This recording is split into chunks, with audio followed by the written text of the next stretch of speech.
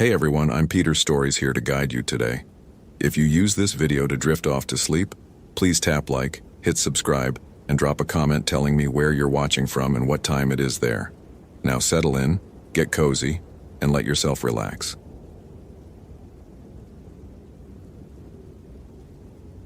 David Ramirez had measured 12 inches of rainfall in 4 hours, which meant the Hoh River Trail would be impassable by evening, which meant the recovery team wouldn't reach Madison Garcia's last known location for at least 48 hours. Which meant, and this was the part his analytical mind kept circling back to, she would have been alone out there for 5 full days by then, assuming she was still capable of counting. He logged the precipitation data into his weather station notebook with the mechanical precision that had defined his 7 years with the National Park Service. The numbers didn't lie. Numbers never lied. Madison Garcia, 26, Seattle resident, experienced day hiker, had checked in at the ranger station at 0847 hours on October 23, 2007. She had not checked out. Her silver Honda Civic remained in the parking lot, accumulating moss and fir needles. Her emergency contact, a mother in Tacoma, had stopped calling after the first 72 hours, as if silence was easier than hope. The Hoh rainforest received an average of 140 inches of rainfall annually, making it one of the wettest places in the contiguous United States. David found comfort in statistics. The Sitka spruce trees surrounding the ranger station grew to heights exceeding 300 feet.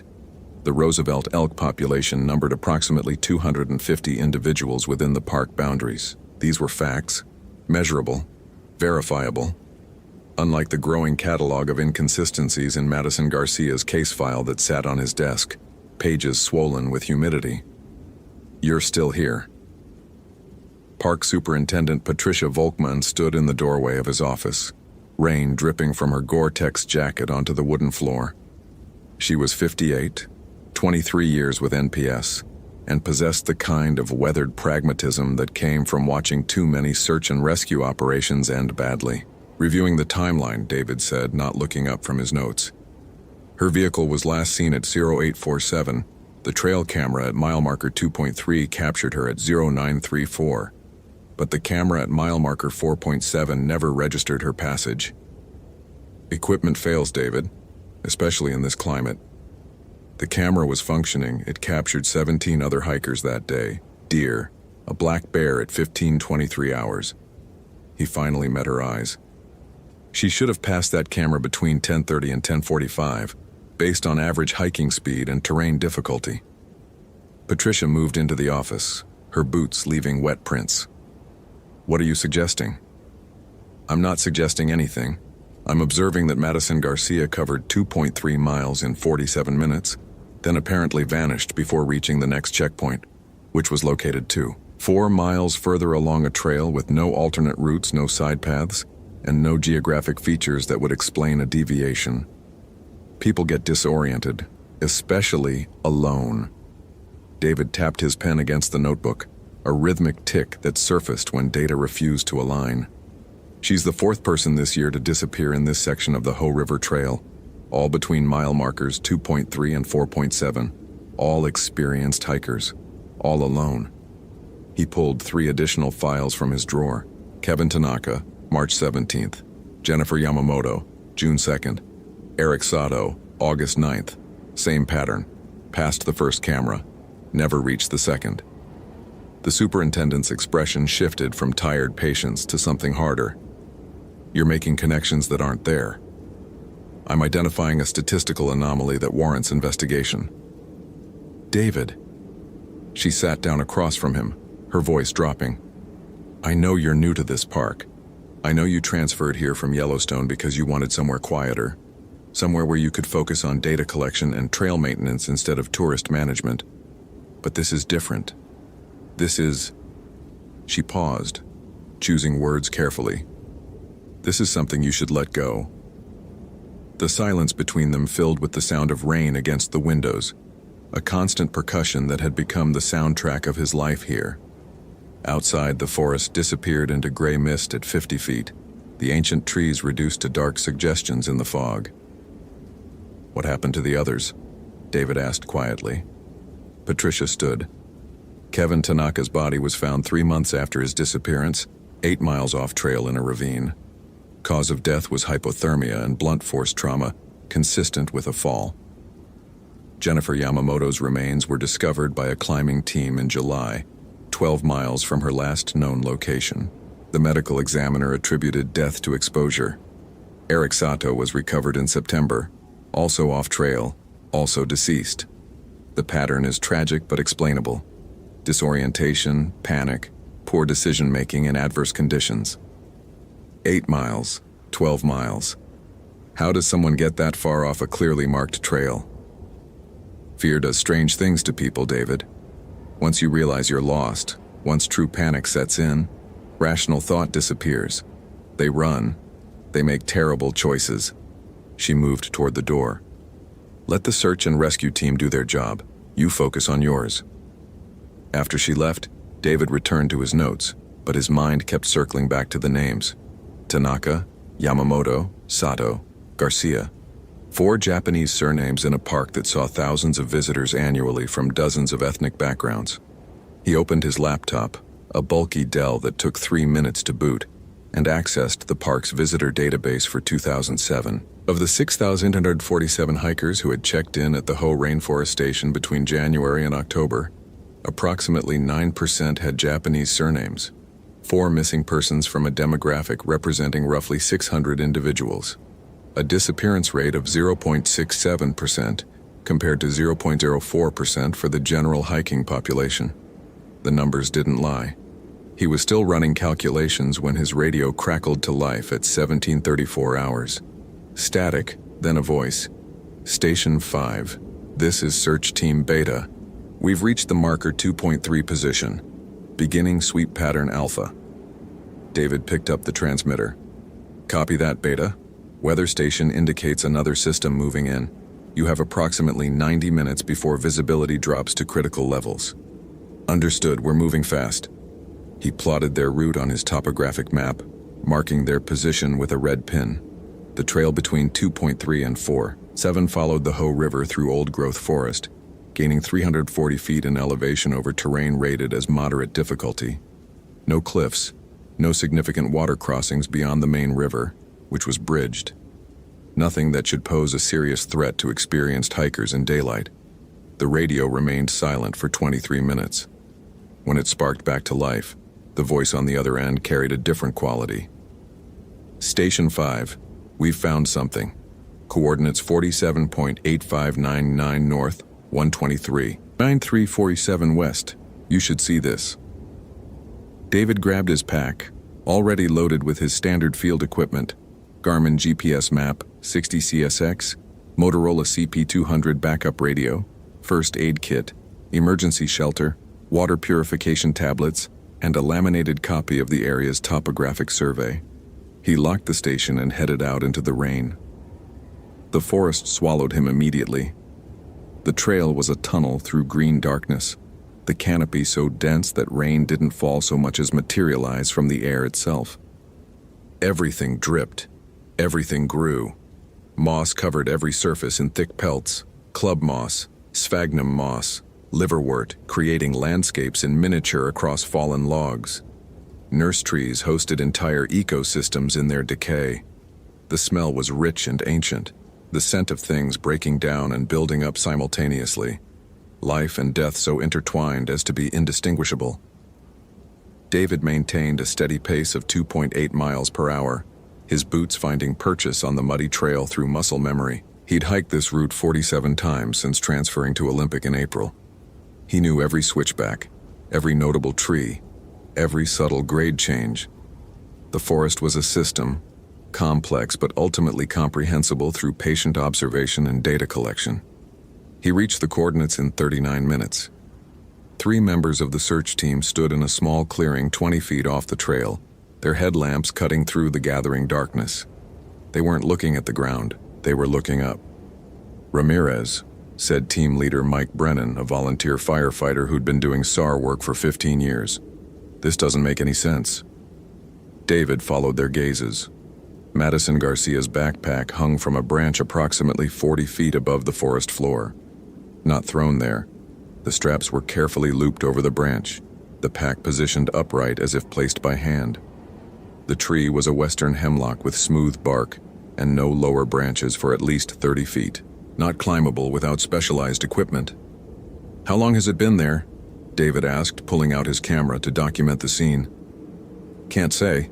Moss hasn't started growing on it yet, so probably not the full 5 days, but that doesn't..." Mike gestured helplessly at the tree. "There's no way to get up there. No ladder, no rope marks on the bark, no disturbed foliage on adjacent trees. It's like someone flew up and hung it." David photographed the pack from multiple angles, noting the position relative to landmarks. "We need to recover it. Already called for climbing gear. Should be here in 20 minutes. Mike moved closer to the tree, examining the base. "You see anything weird here?"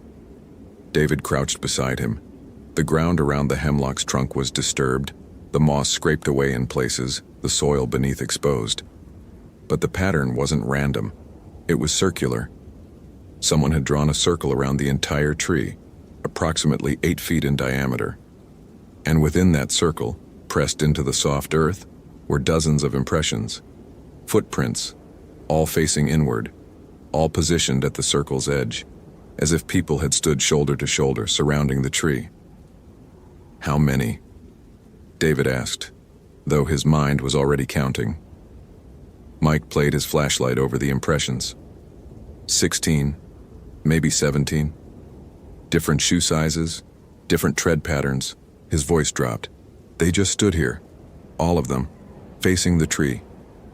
David took photographs, measured the circle's diameter with his tape measure, made detailed notes about each footprint's characteristics. The analytical part of his mind cataloged everything methodically. Another part, the part he typically suppressed in favor of data and logic, was registering something else. The clearing felt wrong. The ambient temperature was lower here, noticeably so. And the forest sounds that had accompanied his hike, the drip of water, the rustle of small animals, the occasional bird call, had ceased. The climbing equipment arrived, and it took Search Team Beta another 40 minutes to rig a system and retrieve the backpack. When they lowered it down, David examined the contents under his headlamp. Madison Garcia's wallet was inside, cash and ID intact. A Nalgene bottle, still half full of water. Trail snacks, energy bars, an orange. Her cell phone, a Nokia 6285, was dead, but that wasn't unusual given the lack of cell coverage in the rainforest. What was unusual was the presence of her camera, a digital Canon PowerShot SD1000. Experienced hikers didn't abandon functioning cameras. He turned it on. The battery indicator showed 70% charge. The last photo was time-stamped 10:47 hours on October 23rd, which aligned with when she should have been between the two trail cameras. The image showed the trail ahead, the path disappearing into typical rainforest fog. Nothing unusual. David scrolled back through earlier photos. Madison had documented her hike methodically. The trailhead sign, interesting fungi, a deer, a particularly large Sitka spruce. He kept scrolling, watching her morning walk in reverse. Then he saw the photos from the clearing. 6 images taken between 10:37 and 10:45 hours. The first showed what appeared to be a person standing motionless on the trail ahead. The figure was distant, at least 100 feet away, rendered indistinct by fog. The second photo, taken 2 minutes later, showed the same figure, now closer. The third, closer still. In the fourth photograph, taken at 10:42 hours, the figure was approximately 30 feet away, and David could make out details. Long black hair obscuring the face, white clothing that might have been a dress or robe. The fifth photograph showed the figure at 15 feet. Its head was tilted at an angle that David's rational mind initially tried to explain as a trick of perspective, but couldn't. The neck was bent too far, twisted almost completely backward while the body faced forward. The sixth photograph was a blur of motion, as if Madison had dropped the camera while the shutter was still open. But in that blur, in the streaks of gray and green and white, David could make out something that made his hands start to shake despite the methodical notes he'd been taking. A face, inches from the lens, inverted. The features rendered in negative by the camera's flash. Black eyes where there should have been white, white teeth where there should have been darkness. And hair, so much hair, filling the frame like spilled ink. "Ramirez? You okay?" Mike was watching him with concern. David realized he'd been holding his breath. He exhaled slowly, forcing his analytical training to reassert itself. "The camera documents a potential encounter with another person on the trail.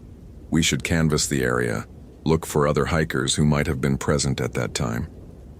Mike looked at the camera's display over David's shoulder. His face went pale. "Jesus Christ. That doesn't look like a person. The image quality is poor due to motion blur and lighting conditions," David said. But his voice sounded uncertain even to himself. "The flash created artifacts.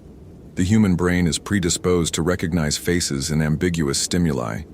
It's called pareidolia."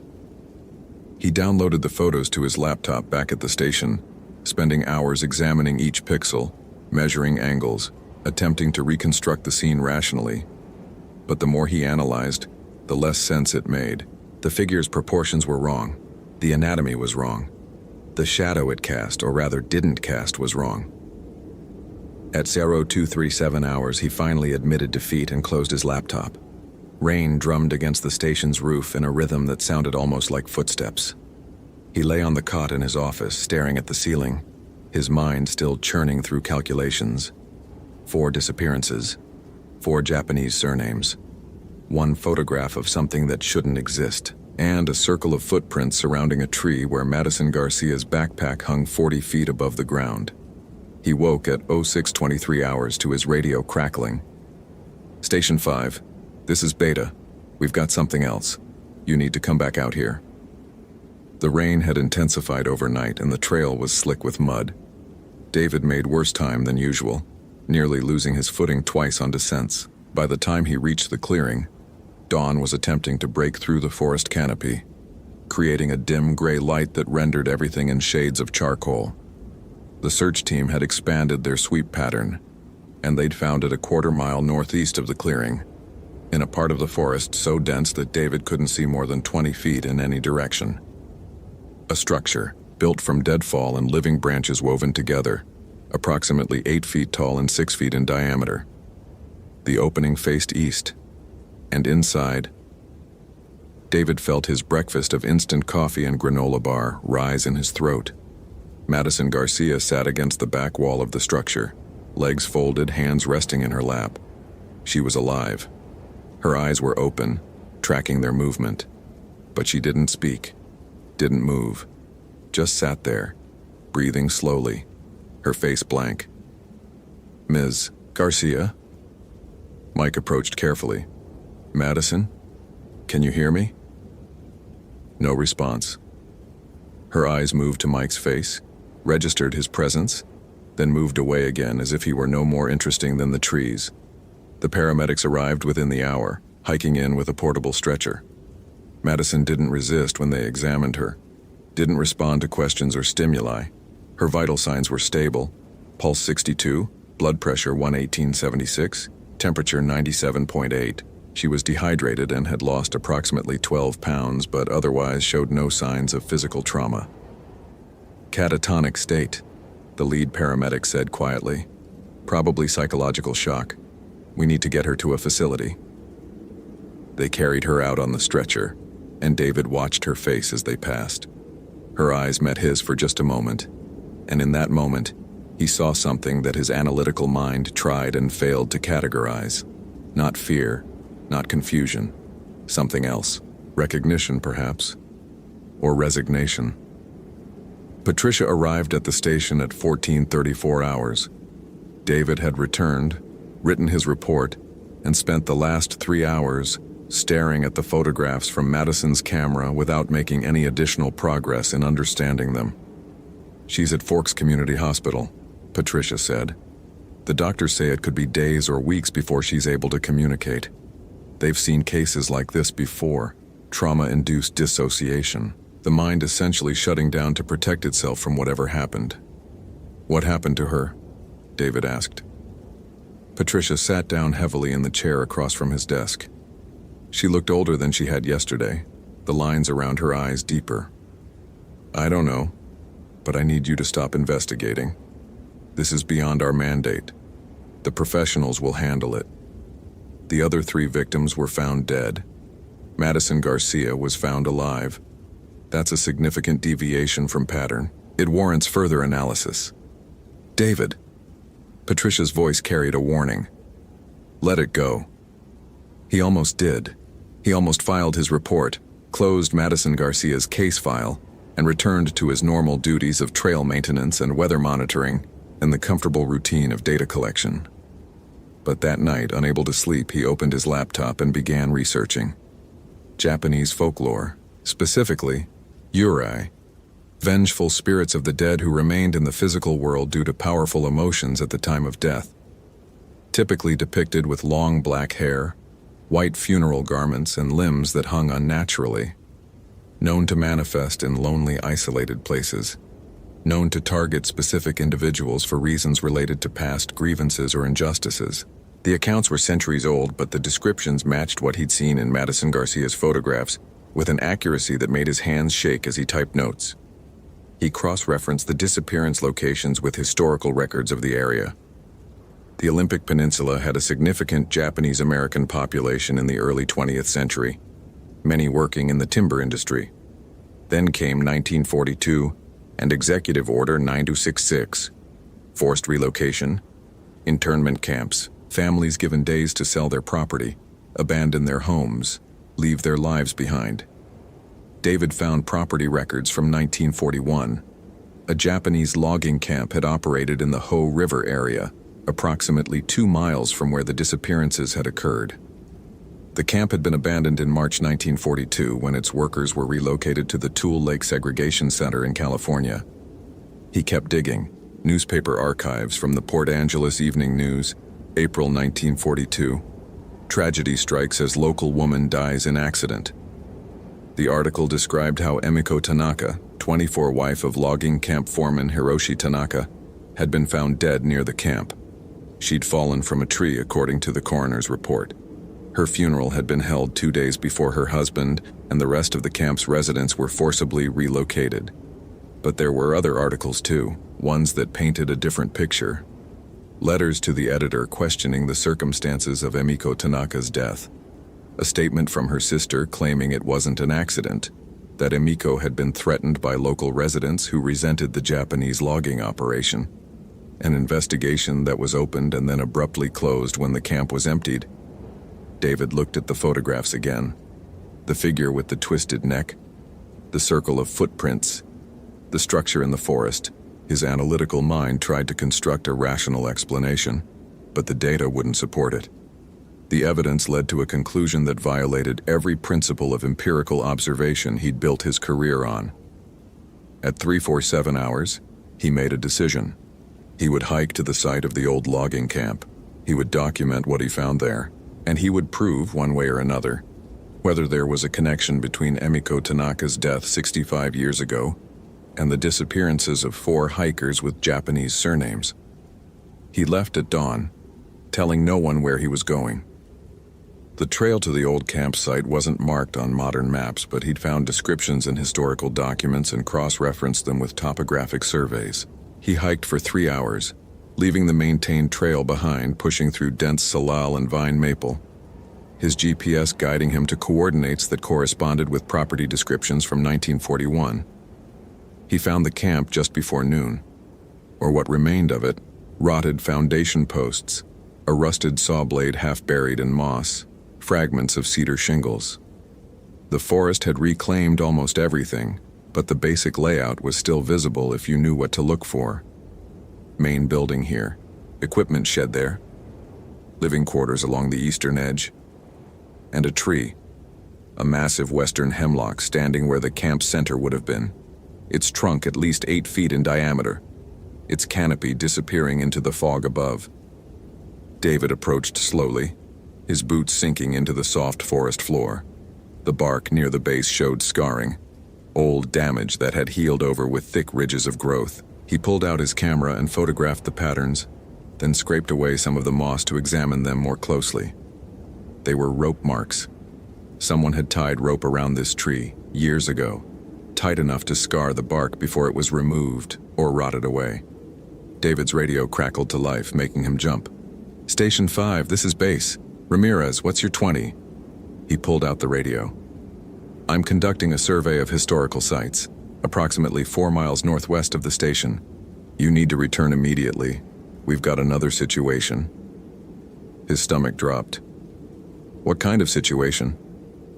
"Madison Garcia. She walked out of Forks Community Hospital 3 hours ago.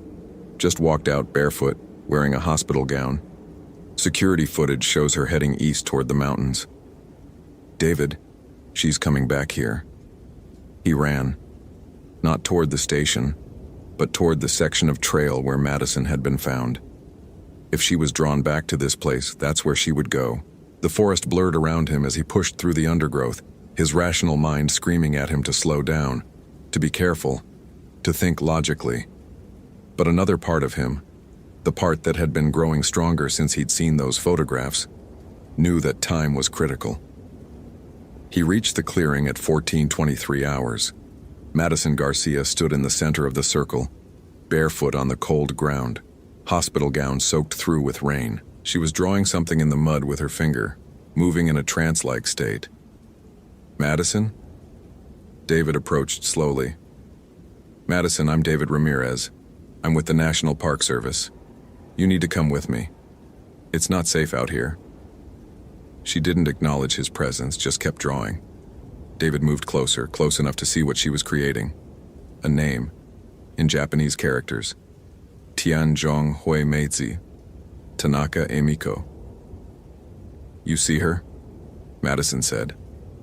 Her voice was rough from disuse, barely above a whisper. "She showed me, she shows all of us, the ones who carry the blood, the ones who remember, even if we don't know we remember." "What did she show you?" Madison looked up at him, and her eyes were black. Not the irises, the entire eye, sclera and all, black as ink. What they did, the rope, the tree, they said it was an accident. They said she fell, but they hanged her. 3 men from town. They hanged her because the camp was being closed, because they wanted the timber rights, because they could. And her husband was already gone, already on the train to the camp, and no one investigated because no one cared about a dead Japanese woman in 1942. The temperature dropped. David could see his breath now, could see Madison's breath, both of them exhaling clouds of vapor in air that had been warm minutes before. "She stays," Madison continued, her voice taking on a sing-song quality. "She stays because her death was violent and unjust. She stays because her spirit could not move on. She stays and she waits, and when we come, those of us who carry Japanese blood, she shows us. She makes us see. She makes us remember what was forgotten. Madison, we need to leave. Right now." The others tried to run. Tanaka, Yamamoto, Sato. They saw what I saw, and they ran, and she followed.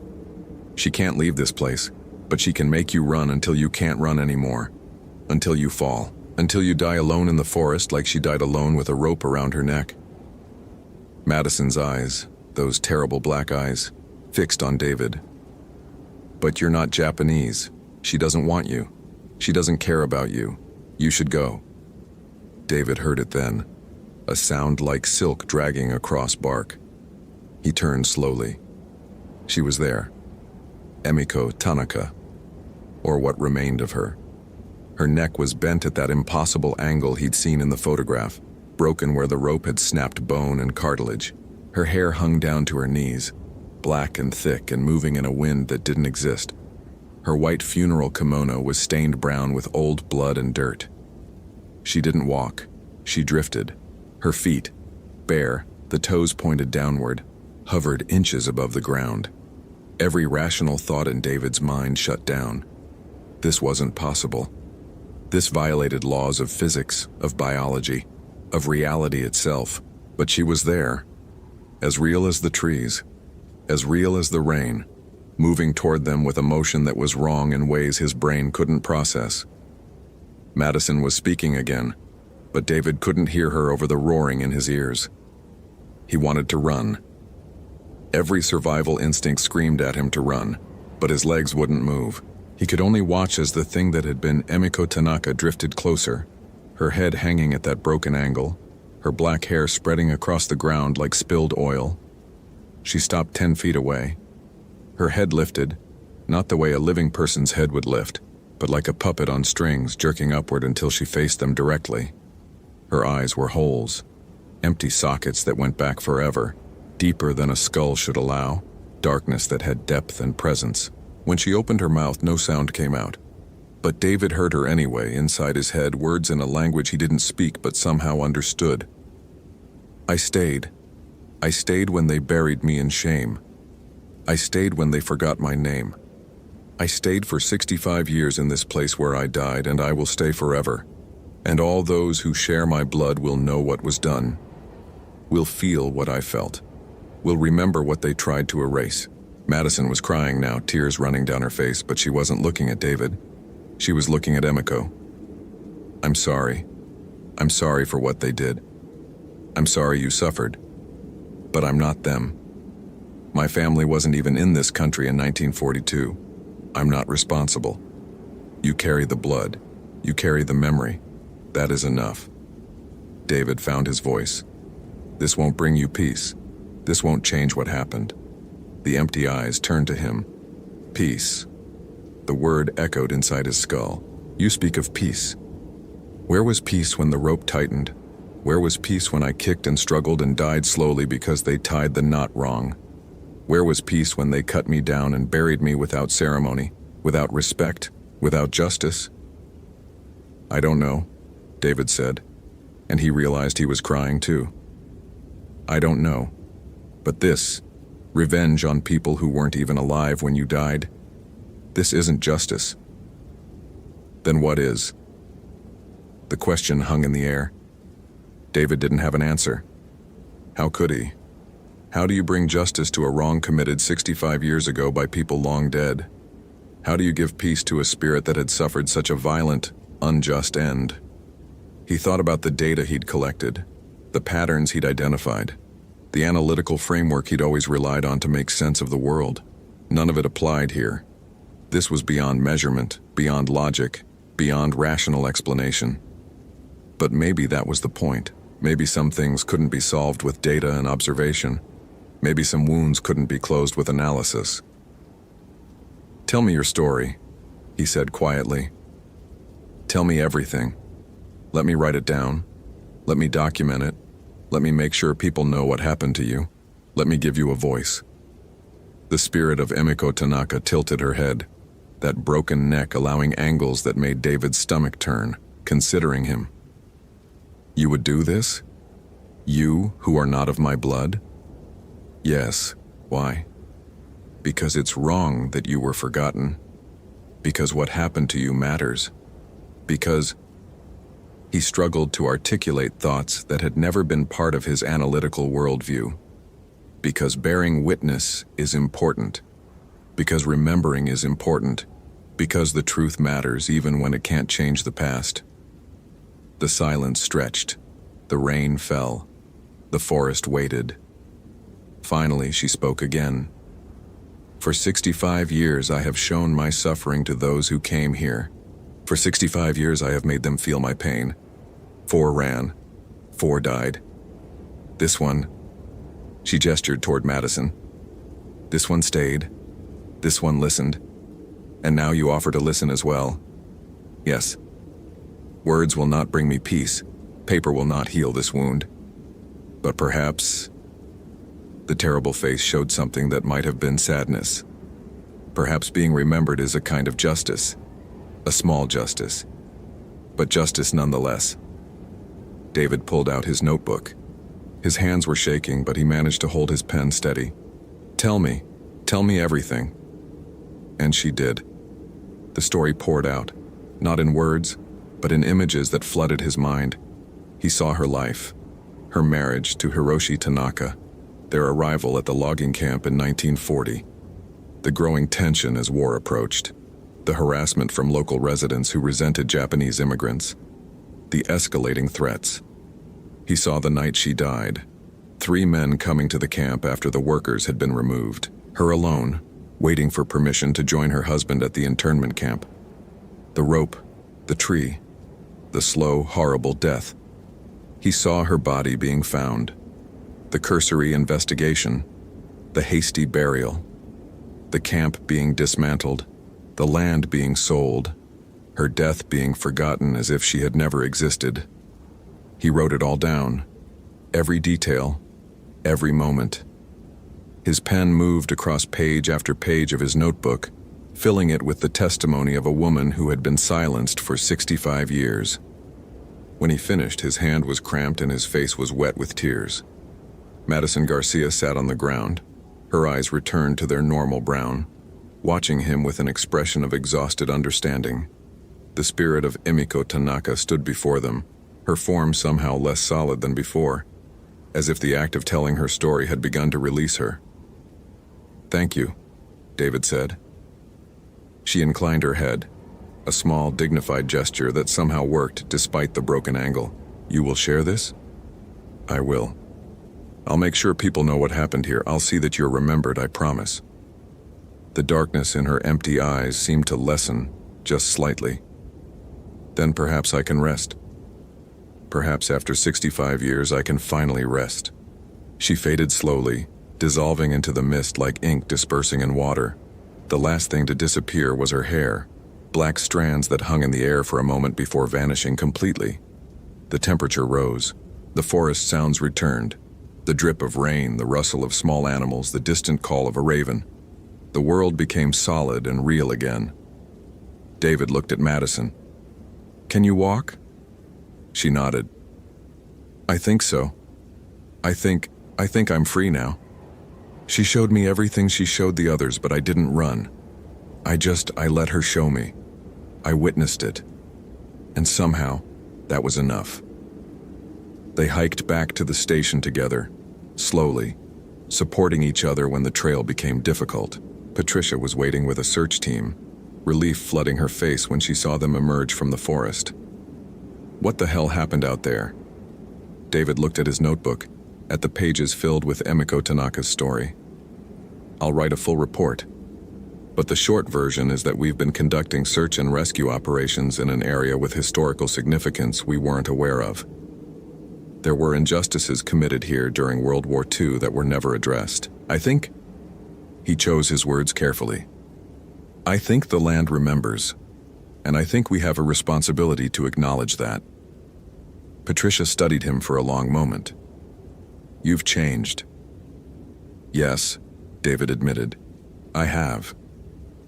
Over the following weeks, David compiled his findings into a comprehensive report.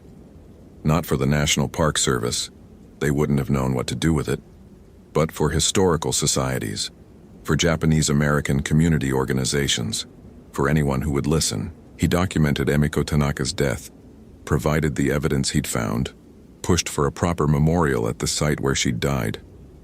It took time. It took patience. It took convincing people that this mattered, that historical wrongs deserved acknowledgement, even when they couldn't be corrected. But eventually a small memorial was erected in the Hoh rainforest, a simple stone marker with her name in both English and Japanese, an acknowledgement of what had happened, a recognition that she had existed, that she had mattered, that her death had been unjust. David visited the memorial on a gray October afternoon, exactly 1 year after Madison Garcia had disappeared. The forest was quiet around him, the constant rain creating a soft susurration through the canopy. He stood before the stone, reading the inscription, "Tanaka Emiko, 1918-1942. Remembered." "I kept my promise," he said to the forest. "You're not forgotten anymore."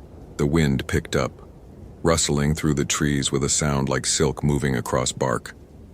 For just a moment, David thought he saw something in the mist between the trees, a figure in white, standing at a distance. But when he looked directly at it, there was nothing there. He wasn't sure if she was finally at peace. The analytical part of him knew he never could be sure, that measuring peace was impossible, that some questions had no empirical answers. But he hoped. That was new for him, Hope based not on data but on faith. Faith that bearing witness mattered. Faith that remembering was a form of justice, however small. Madison Garcia called him that evening. She'd been living with her mother in Tacoma since her release from the hospital, undergoing therapy to process what she'd experienced. Her voice was stronger now, more grounded in the present. "I hiked the Hoh River Trail today," she said. "Made it all the way to the Blue Glacier without any problems. No visions, no compulsions, just a normal hike." "That's good," David said. "I'm glad. The memorial is beautiful. Thank you for that, for giving her a voice. You helped, you stayed, you witnessed. That mattered." "Yeah." A pause. "David, do you think she's gone? Really gone?" He thought about his answer carefully. The old David, the one who existed before that October, would have dismissed the question as meaningless.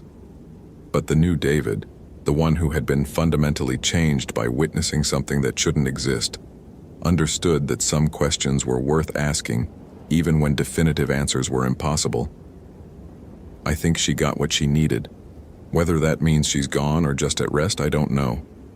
But I don't think she's suffering anymore. That's good enough for me."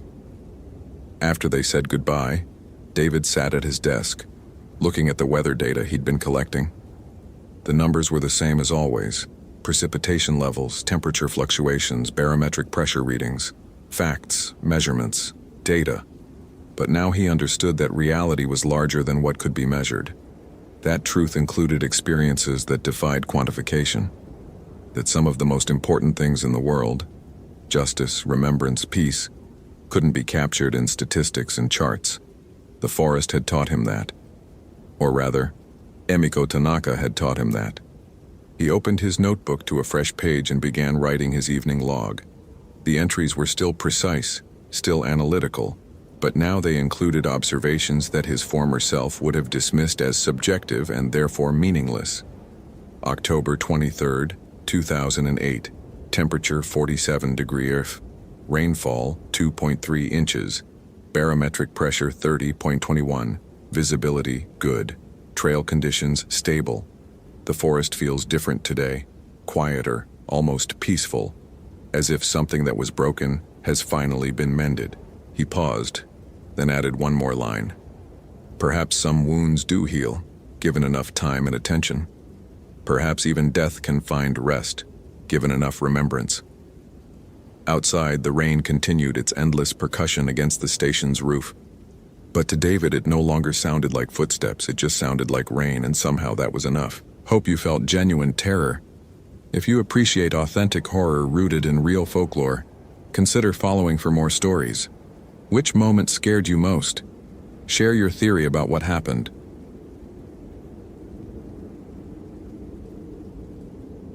Lisa Hoffman didn't believe in evil, but she believed in Stupid. Stupid was hiking into the maze in mid-July without adequate water. Stupid was ignoring weather advisories when the temperature hit 110 degrees. Stupid was trusting your GPS in a place where the sandstone walls created interference patterns that made satellite navigation about as reliable as throwing darts at a map. And Connor Burke, according to the incident report sitting on her desk, had managed to accomplish all three varieties of Stupid in a single afternoon. Lisa had been a ranger at Canyonlands National Park for 7 years, stationed primarily in the remote Maze District. 200 square miles of twisted canyons and labyrinthine rock formations in southeastern Utah that saw maybe 2,000 visitors per year, compared to the 750,000 who crowded into the more accessible island in the Sky District. She'd dealt with plenty of Stupid in those 7 years. Heat exhaustion, dehydration, broken ankles from scrambling on slick rock, tourists who thought the American Southwest was basically Disneyland with slightly better scenery. What she hadn't dealt with was missing persons whose last known GPS coordinates placed them in 3 different locations simultaneously. Lisa studied the data pulled from Connor Burke's smartphone, recovered that morning by a climbing party near the Chocolate Drops Formation. The phone itself was intact, battery at 43%, no physical damage. The screensaver showed a photo of Connor with what was presumably his girlfriend, both of them grinning at the camera, Monument Valley visible in the background.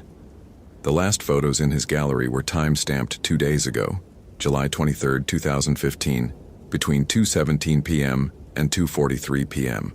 Standard tourist shots, the view from the rim, a particularly photogenic arch, a collared lizard sunning itself on red rock. But the metadata told a different story.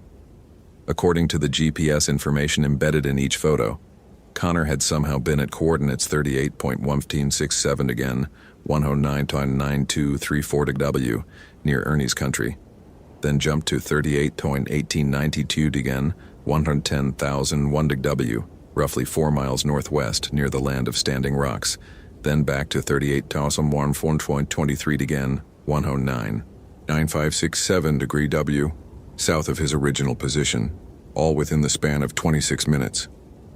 Phone malfunction, Lisa had told Superintendent Richardson during the morning briefing. GPS errors are common down there. The canyon walls, the magnetite in the rock formations, solar radiation at this elevation. Any number of environmental factors could corrupt the data. Richardson, a bureaucrat who'd transferred from Yellowstone and still seemed perpetually surprised that deserts could be dangerous, had nodded with visible relief. So we're looking at a standard lost hiker scenario. He got disoriented, wandered off trail, probably holed up in some shade somewhere waiting for rescue.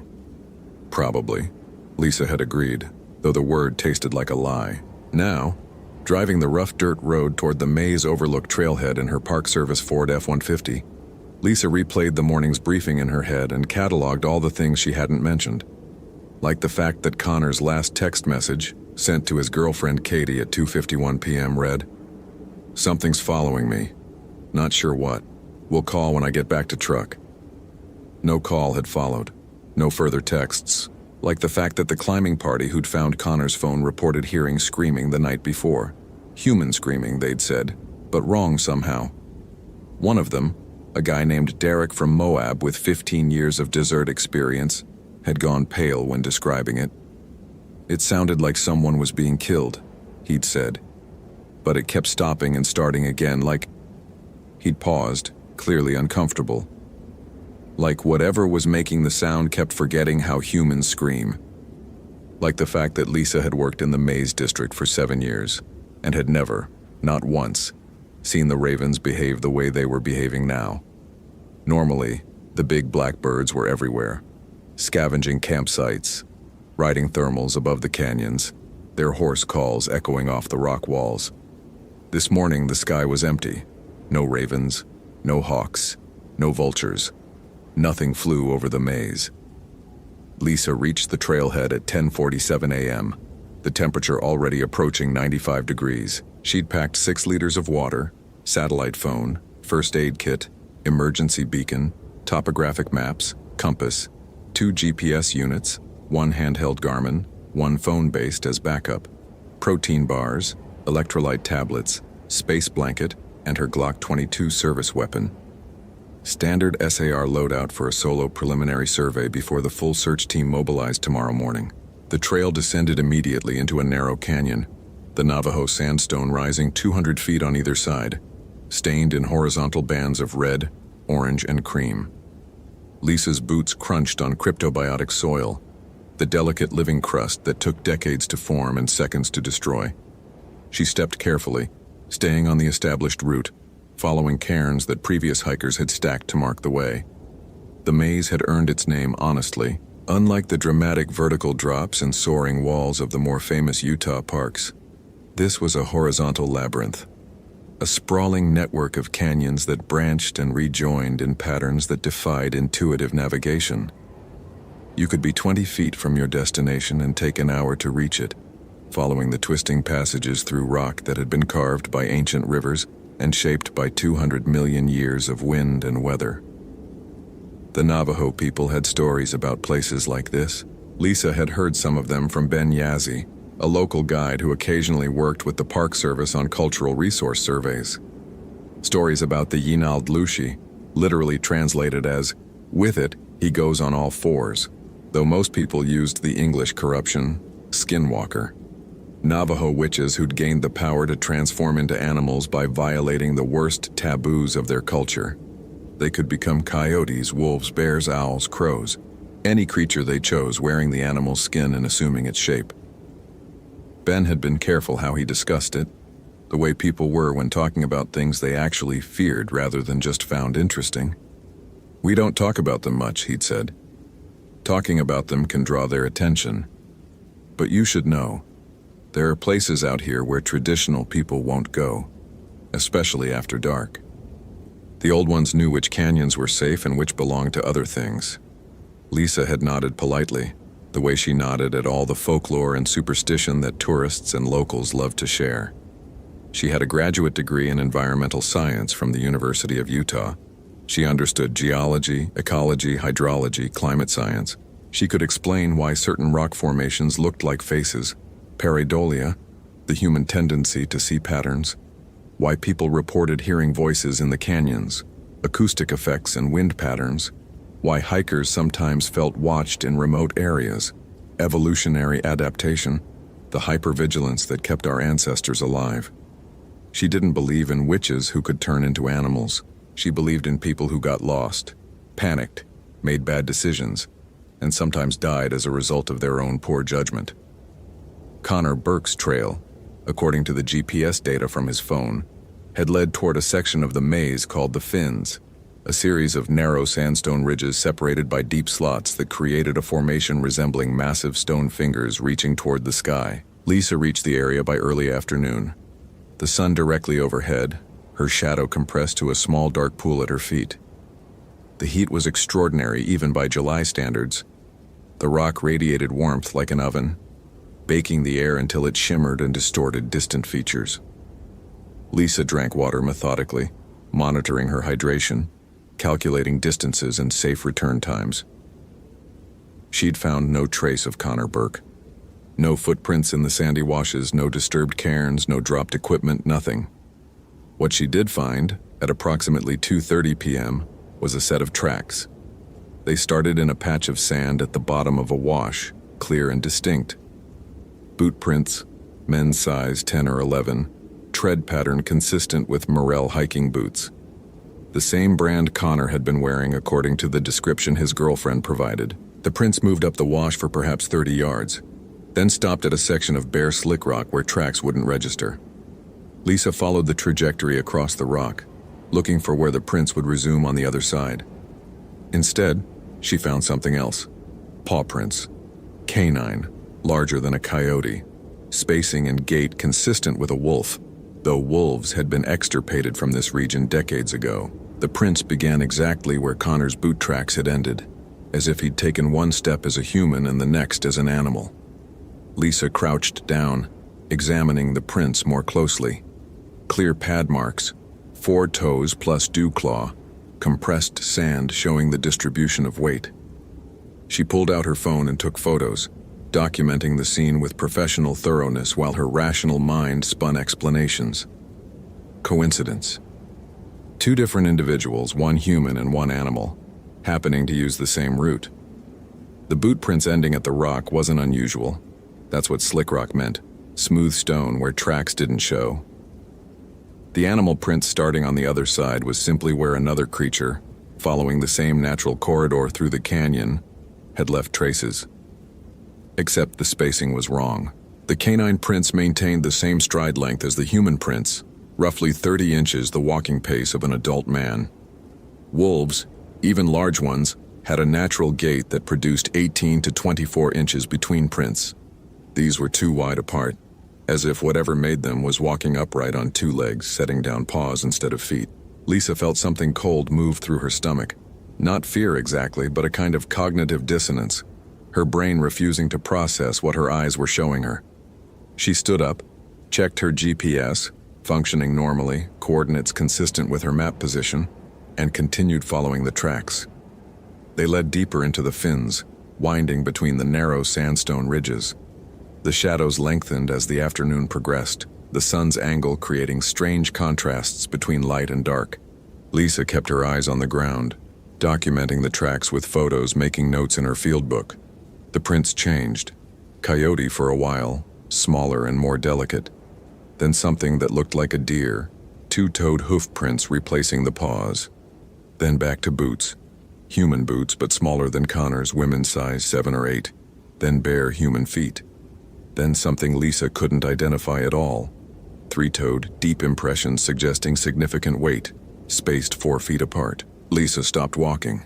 Her heart rate had increased, she noticed clinically. Elevated respiration, adrenaline response, fight or flight activation. Her rational mind cataloged these symptoms while simultaneously trying to construct explanations for what she was documenting. Multiple individuals, a group of hikers, some with boots, some foolish enough to go barefoot. The animal tracks were unrelated coincidences. The three-toed prints were, what? A bird? Sandhill cranes occasionally wandered through this region. Their tracks could measure 5 or 6 inches. But these were 12 inches long, pressed deep into sand that should barely hold an impression. "This is stupid," Lisa said aloud, her voice strange in the silence. No echo came back. The fins absorbed sound rather than reflecting it, some acoustic property of the stone formations. She checked her watch. 4:15 p.m. She should turn back. She'd established that Connor Burke had entered this area, documented unusual tracks that suggested nothing conclusive. Her mind insisted firmly. Suggested several people and animals had used this route. Tomorrow the full SAR team would arrive. They'd do a systematic grid search. They'd find him sheltering in some alcove, dehydrated but alive. And this would become another story about a stupid tourist who didn't respect the desert. Except Connor's text message said something was following him. And the tracks kept changing. And the ravens had abandoned the sky. Lisa pulled out her satellite phone to call in her position and findings. The device showed full power, clear line of sight to satellites. But when she tried to initiate the call, nothing happened. The screen displayed connecting for 30 seconds, then error, signal lost. She tried again. Same result. She checked her cell phone.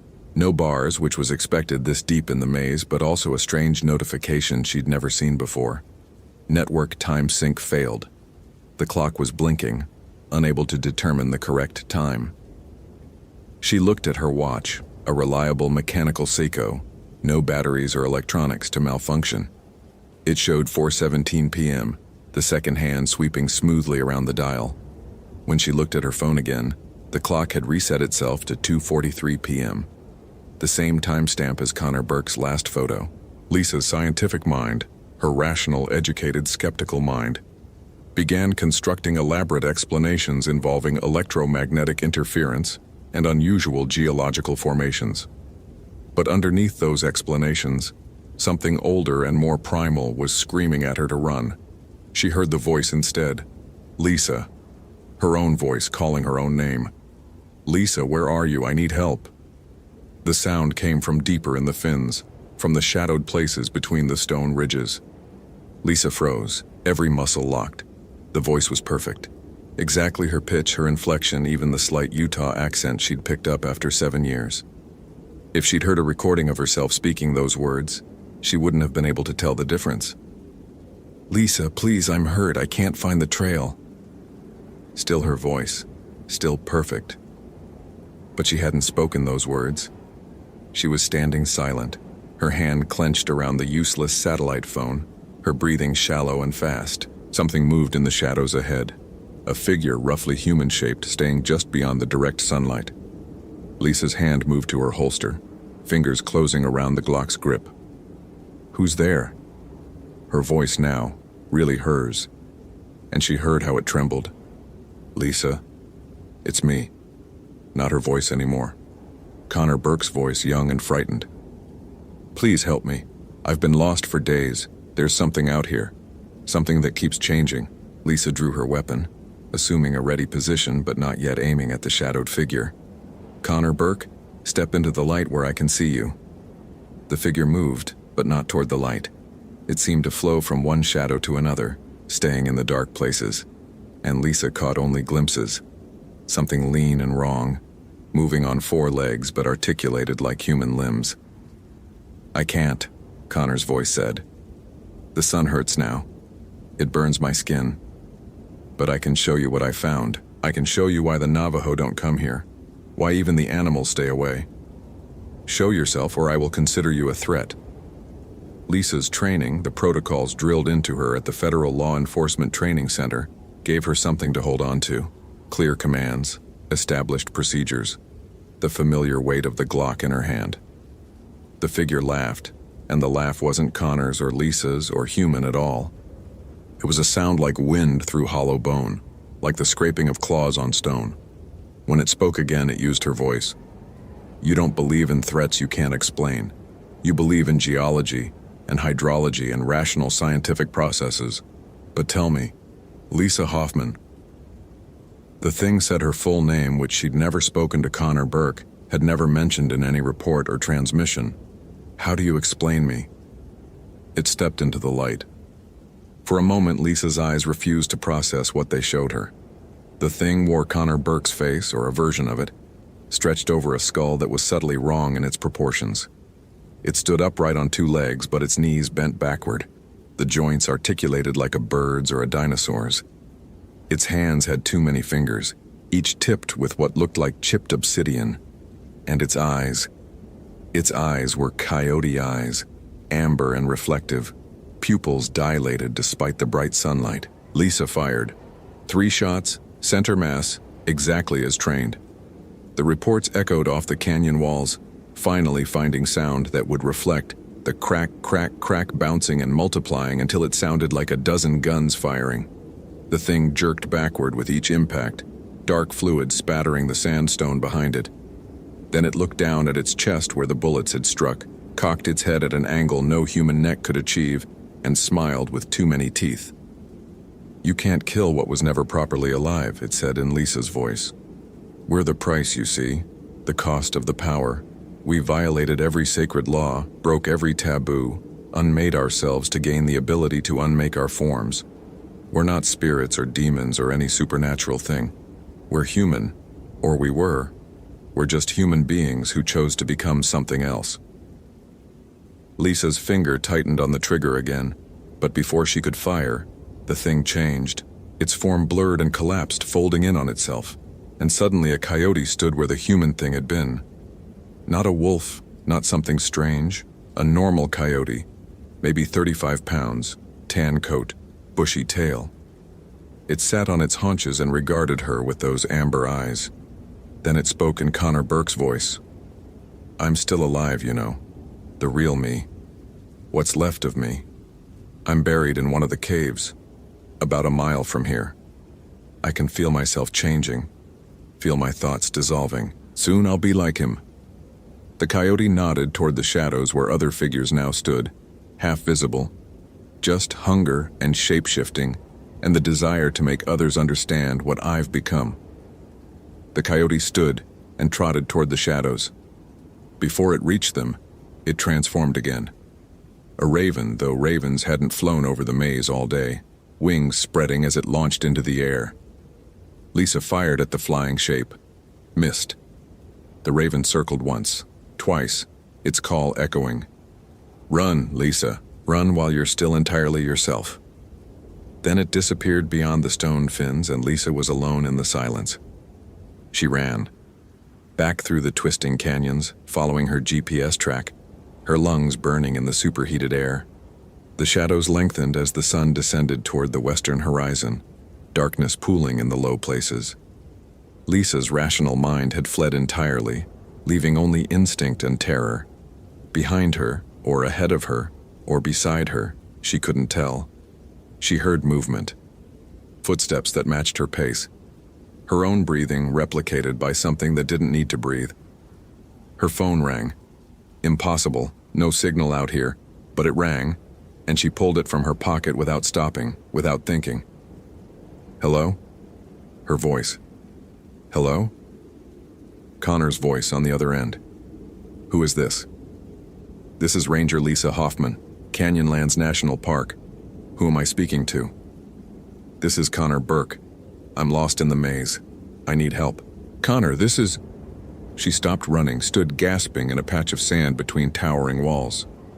This is the same phone. Your phone. I'm holding your phone. That's impossible, Connor's voice said from the speaker. I have my phone. I'm looking at it right now. How are you calling me on my own phone? Lisa looked at the device in her hand. The screen showed an active call to Connor Burke's number, the same number this phone was registered to. She was calling Connor Burke's phone from Connor Burke's phone. "What's happening?" she whispered. "You're beginning to understand," said her own voice from the speaker. "You're beginning to see that the categories you use to make sense of the world, human and animal, living and dead, self and other, are more fluid than you believed. We're proof, Lisa. Walking, talking proof that identity is just a skin you wear." She threw the phone. It clattered off the canyon wall and landed in the sand, still connected, still transmitting sound. Multiple voices now, layered over each other. Her voice, Connor's voice, voices she didn't recognize, animal sounds that formed words. Lisa ran until her legs gave out, until she collapsed in the sand, gasping and retching, her vision spotted with black dots.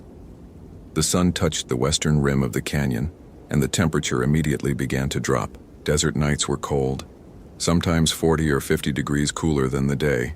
She needed to set up an emergency camp, needed to signal her position, needed to what?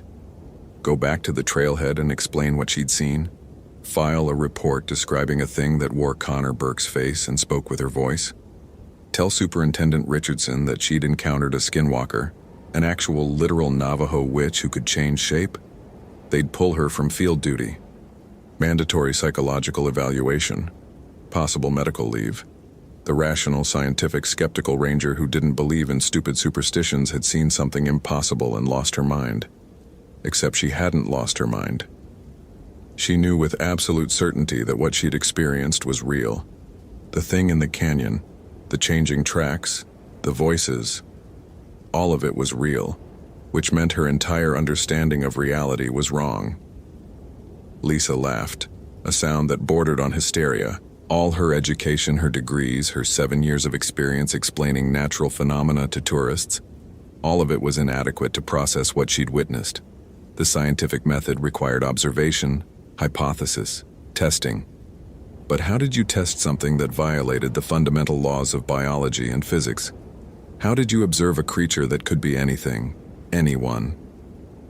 "You can't," said a voice behind her. Lisa spun, raising her Glock. A woman stood there, maybe 50 years old, Navajo by her features, wearing modern hiking clothes and carrying a pack.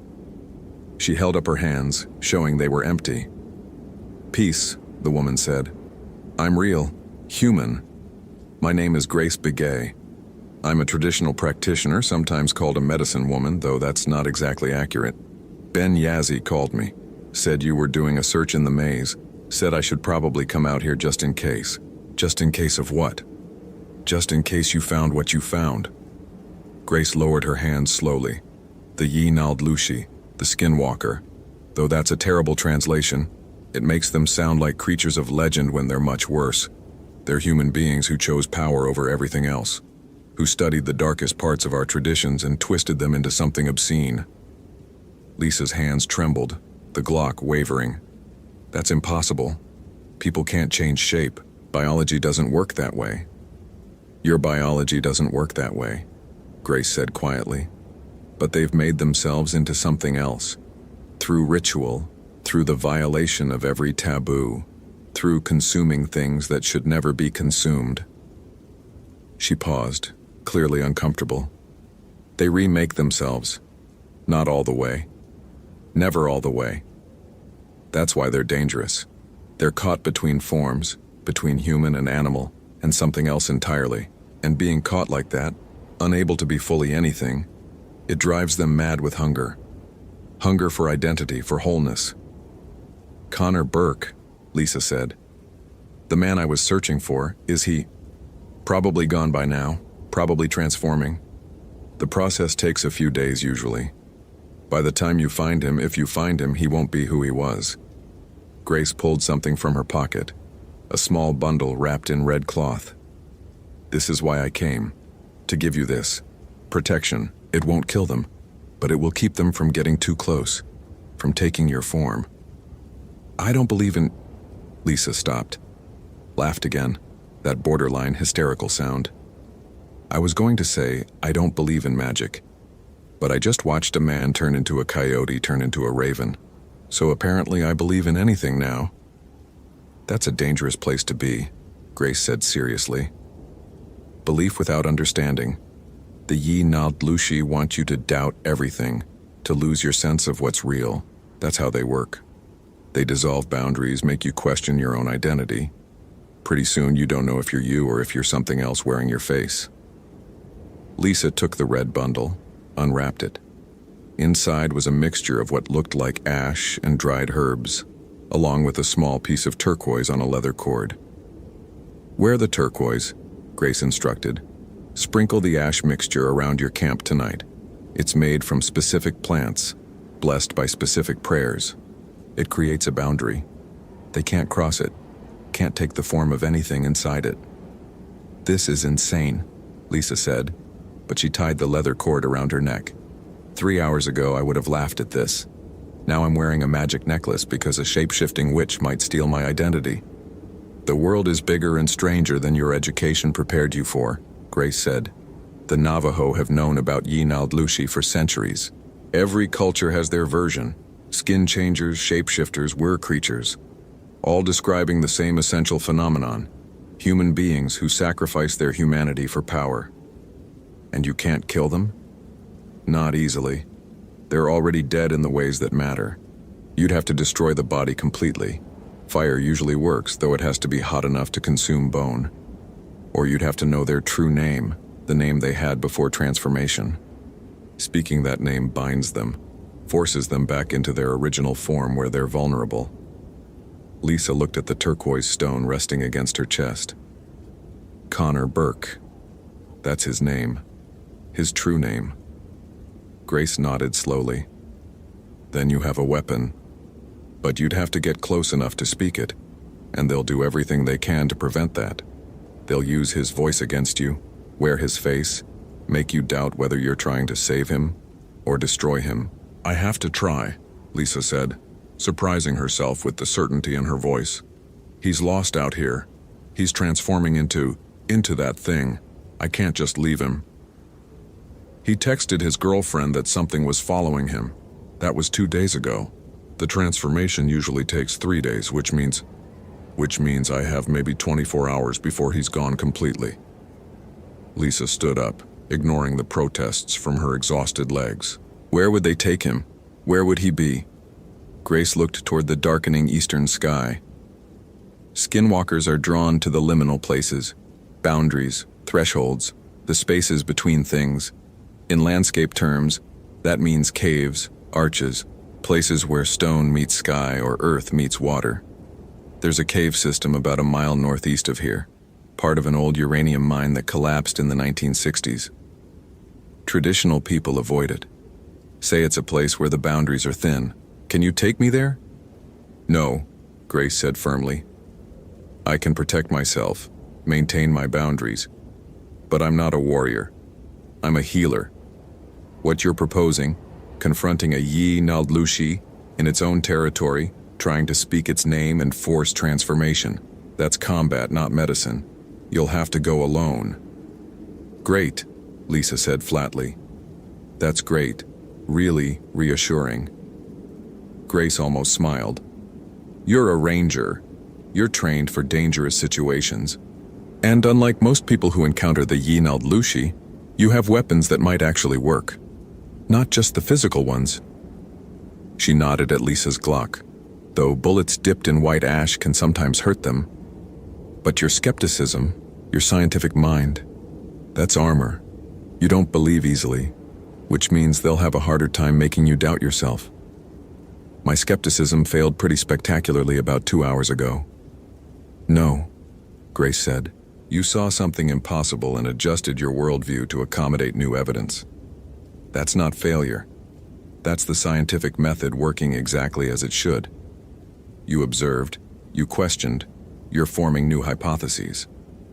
The fact that those hypotheses include shape-shifting witches doesn't make them less scientific. Lisa wanted to argue but found she couldn't. Grace was right. The core of scientific thinking wasn't rejecting the strange or unusual. It was following the evidence wherever it led. And the evidence had led her here, to a Navajo medicine woman offering magical protection against a creature that shouldn't exist. "Tell me how to find the cave," Lisa said. Grace gave her precise directions, northeast bearing, specific rock formations to use as landmarks, a distinctive arch that marked the entrance. "The cave goes deep," she warned. The old uranium miners followed natural passages, expanded them in places. "It's a maze within a maze, you could get lost." "I have light, GPS, marking supplies, I'll manage." "The Yi-Nald Lushi will try to separate you from yourself. They'll speak with your voice, show you your face, make you question which one is real. Remember, you are the one wearing the turquoise. You are the one who walked into that cave knowing the danger. They can imitate you, but they can't be you. And if I find Connor Burke, if he's still partially human..." Grace's expression turned sad. "Then you speak his name. You force him to remember who he was. And you pray that there's enough of him left to fight the transformation. But Lisa..." She caught Lisa's arm as the ranger turned to leave. "If he's too far gone, if the humanity is already consumed, then you run. You don't try to save him. You don't try to redeem him. You run, and you let the desert claim him." "I'm a ranger," Lisa said quietly. "I don't leave people behind. He's not people anymore. Not really. That's the point. That's what they sacrifice. And if you forget that, if you let empathy override survival instinct, you'll end up like him, neither human nor animal, hungry and confused and lost." Lisa pulled free from Grace's grip. "I'll keep that in mind." She left the medicine woman standing in the gathering darkness and headed northeast, toward the place where boundaries were thin and things that shouldn't exist waited in the deep caves. The turquoise felt heavy against her chest. The Glock felt inadequate in her hand. But she kept walking because that's what rangers did. They went into the dangerous places, the remote places, the places where people got lost and needed help. Even if the person needing help wasn't quite a person anymore. The arch Grace described rose from the sandstone like a frozen wave, maybe 40 feet high, illuminated by the last rays of sunset. The cave entrance beneath it was a vertical crack, barely 3 feet wide, darkness pooling inside like water. Lisa clicked on her flashlight, a powerful LED streamlight, 1,000 lumens, able to cut through darkness like a blade. The beam showed rough stone walls, a descending passage, old mining equipment rusted and abandoned. She sprinkled some of Grace's ash mixture around the entrance, creating a boundary she hoped would function as fallback protection. Then she squeezed through the crack and entered the cave. The temperature dropped immediately, the stone holding on to winter cold despite the summer heat outside. Lisa's breath misted in the flashlight beam. The passage descended steeply, requiring her to brace against the walls to prevent sliding. Old rail tracks, probably from ore carts, ran along the floor, half buried in rock debris. "Connor Burke?" Lisa's voice echoed strangely, the sound dampened and flattened. "Connor, if you're here, I'm with the Park Service. I'm here to help." Silence. Then, from somewhere deeper in the cave, a voice. "Help?" Her own voice laughing. "How can you help when you don't understand what's happening? When your categories and classifications don't apply?" Lisa kept moving forward, her flashlight sweeping across stone walls covered in uranium prospecting marks from the 1950s. "Connor Burke," she said firmly, speaking the name like Grace had instructed. "Connor Burke from Boulder, Colorado, who came to Canyonlands to hike and photograph the desert. That's who you are. That's your name." The laugh came again, echoing from multiple directions. "Names are just more skins we wear." He was Connor Burke. Then he violated the boundary. He ate the flesh he shouldn't have eaten, spoke the words he shouldn't have spoken. Now he's becoming Yi-Nald Lushi. Soon he'll be able to wear any skin, speak any voice. Lisa's flashlight caught movement. A figure deeper in the cave. Human-shaped, but wrong. She raised her Glock. "Show yourself." The figure stepped into the light. It wore Connor Burke's face, his clothes, his body. Perfect mimicry. But the eyes were all wrong. Too reflective, catching the flashlight beam and throwing it back like an animal's eyeshine. "I'm Connor Burke," it said in Connor's voice. I'm the hiker you're searching for. Please help me. I don't know what's happening to me. Lisa's finger tightened on the trigger. Prove it. Tell me something only Connor would know. I came here to propose to my girlfriend, the thing said. Katie, I have a ring in my backpack.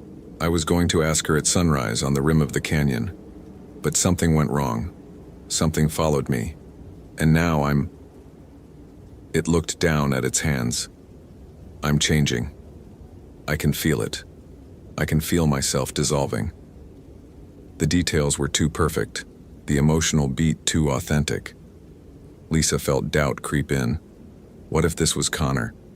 What if he was still mostly human, still capable of being saved? Connor Burke, she said, testing the name. The figure flinched as if struck. Don't, it said, please don't.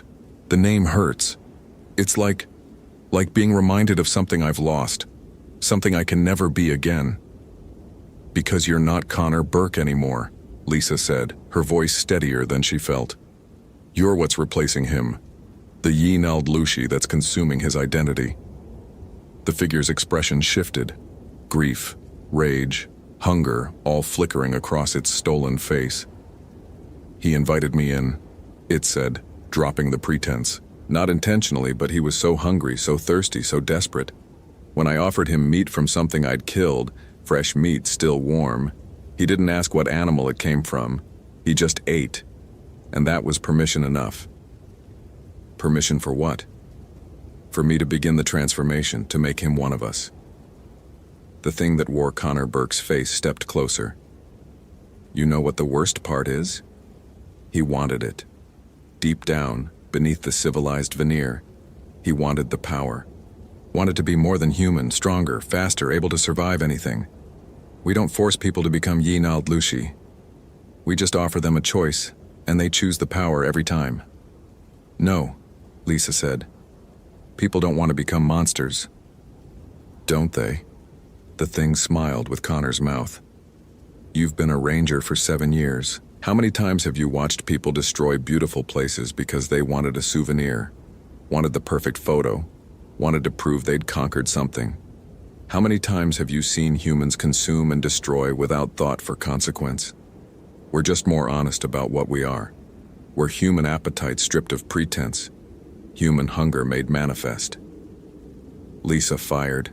The bullet caught the thing in the shoulder, spinning it around. It laughed, dark fluid staining Connor's shirt. You're just feeding me now. Every wound, every drop of blood, it's all fuel for the transformation. You can't stop what's already begun. Connor Burke, Lisa said again, louder this time.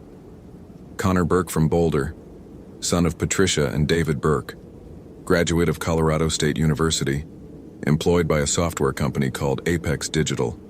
That's who you are. That's the name you were born with.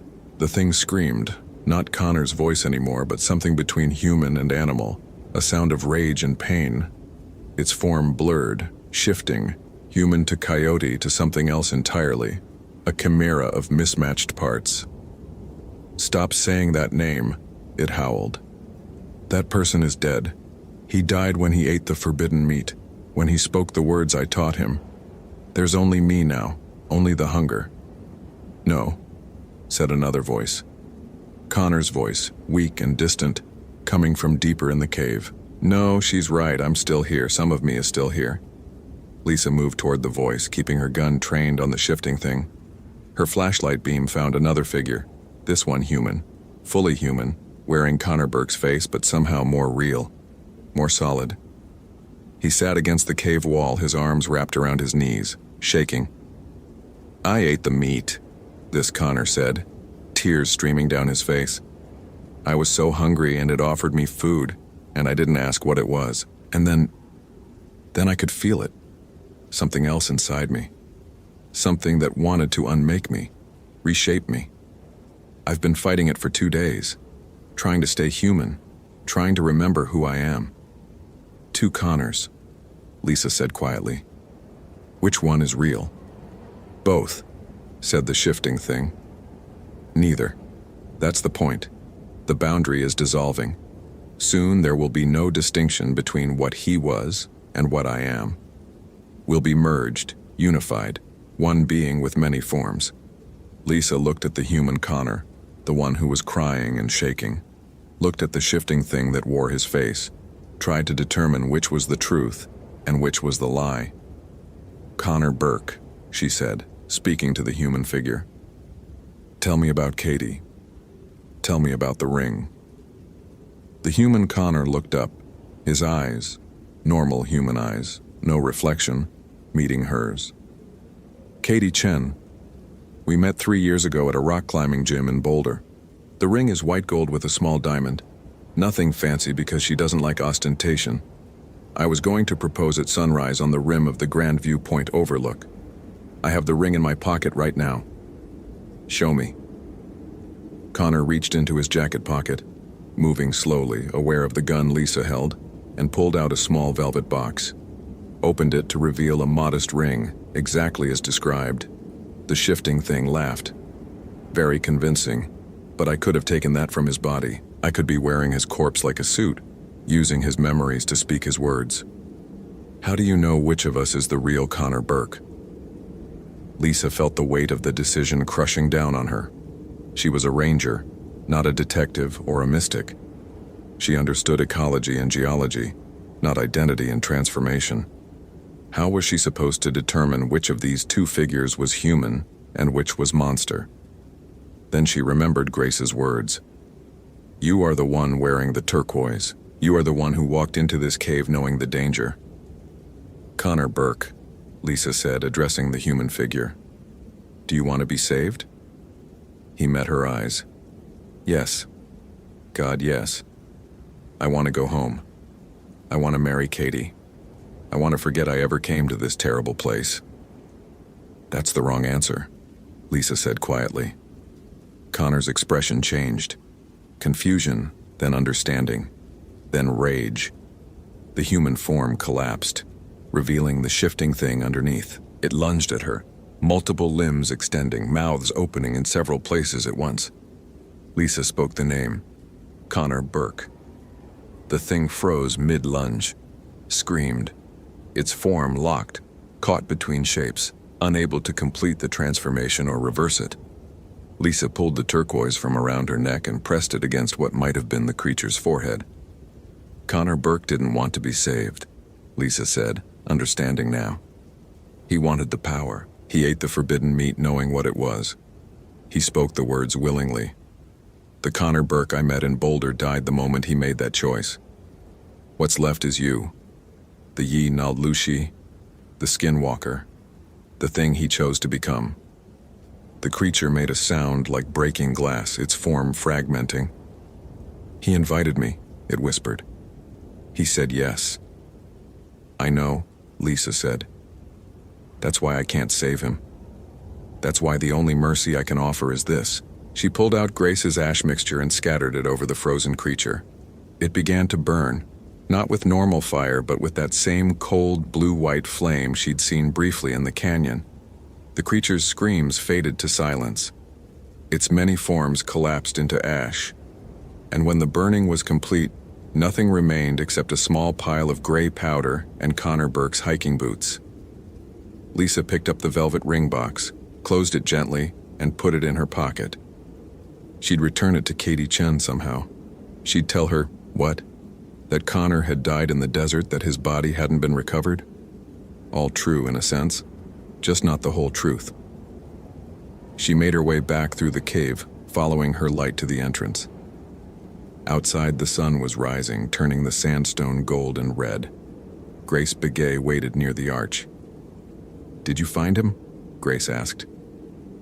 "I found what was left of him," Lisa said. "It wasn't enough to save." Grace nodded, unsurprised. "Most people who encounter the Yi Naldlushi don't survive. The fact that you did says something about your strength. I don't feel strong. I feel like my entire worldview was shattered and badly reassembled. That's what truth does sometimes. It breaks your comfortable illusions." Grace handed Lisa a bottle of water. "You'll need to file a report eventually.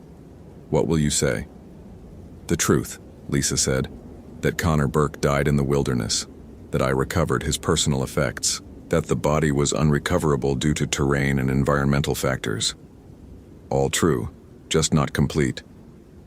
And the rest? The transformation? The Yi Nald Lushi, the cave? Lisa looked at the turquoise stone in her hand. I'll keep that to myself.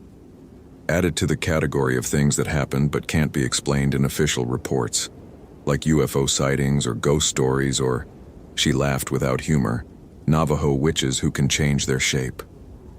You've changed too, Grace said quietly. You went into that cave as one person and came out as another. That's transformation of a different kind. But unlike the Yi Nald Lushi, you chose wisdom over power. Lisa didn't feel particularly wise. She felt exhausted and traumatized and deeply uncertain about the nature of reality. But she also felt something else, a recognition that the world was larger and stranger than she'd believed, and that maybe that was okay. Maybe certainty was overrated. Maybe the scientific mind required flexibility, the willingness to revise models based on new evidence, even when that evidence included impossible things.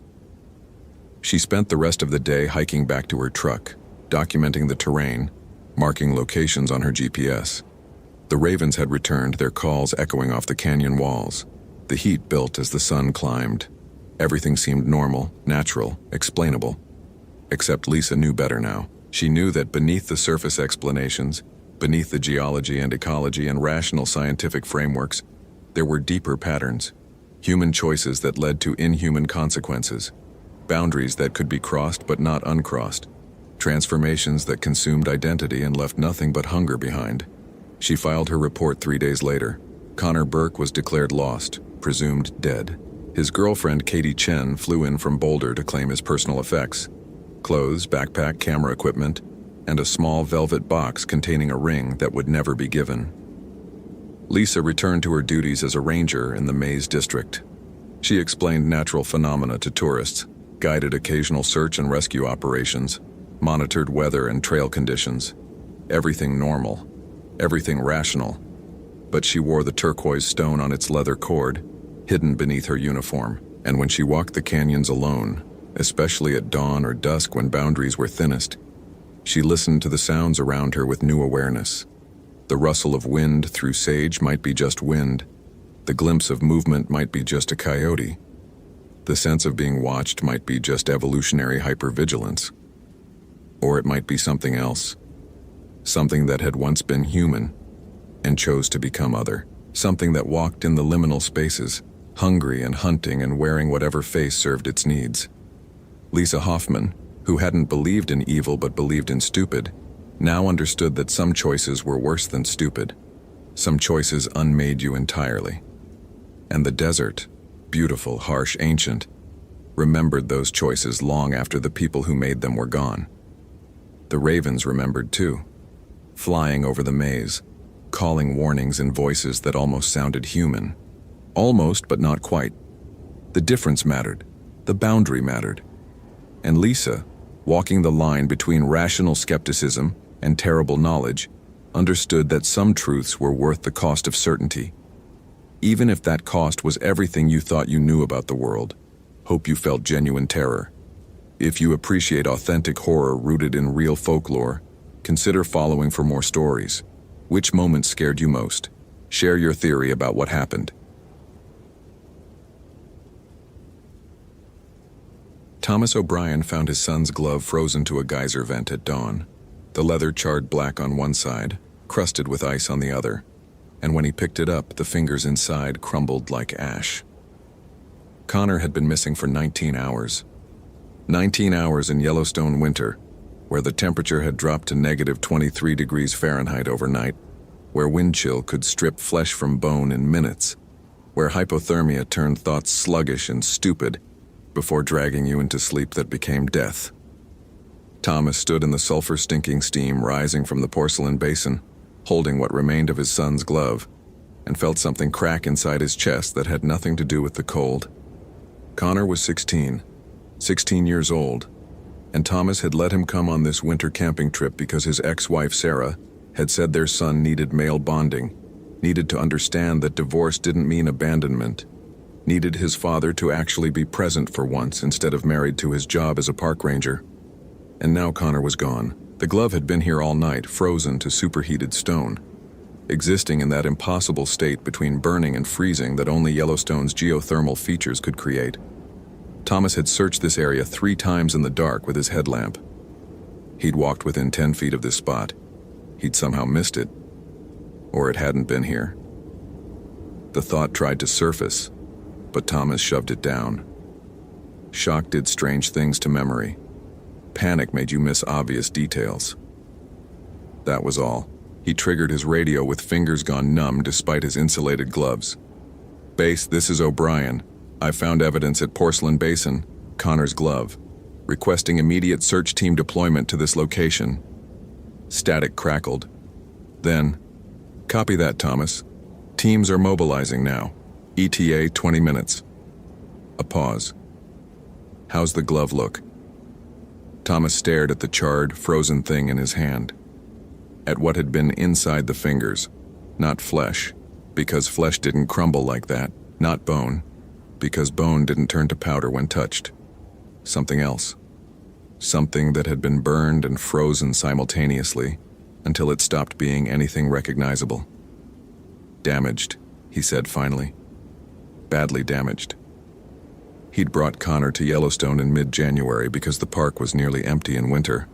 99% of visitors came between May and September. Winter meant solitude, meant experiencing the park as it had existed before roads and lodges and tourists, meant quality time with his son without distractions. They'd camped at Norris Geyser Basin, in the backcountry site Thomas had permits for.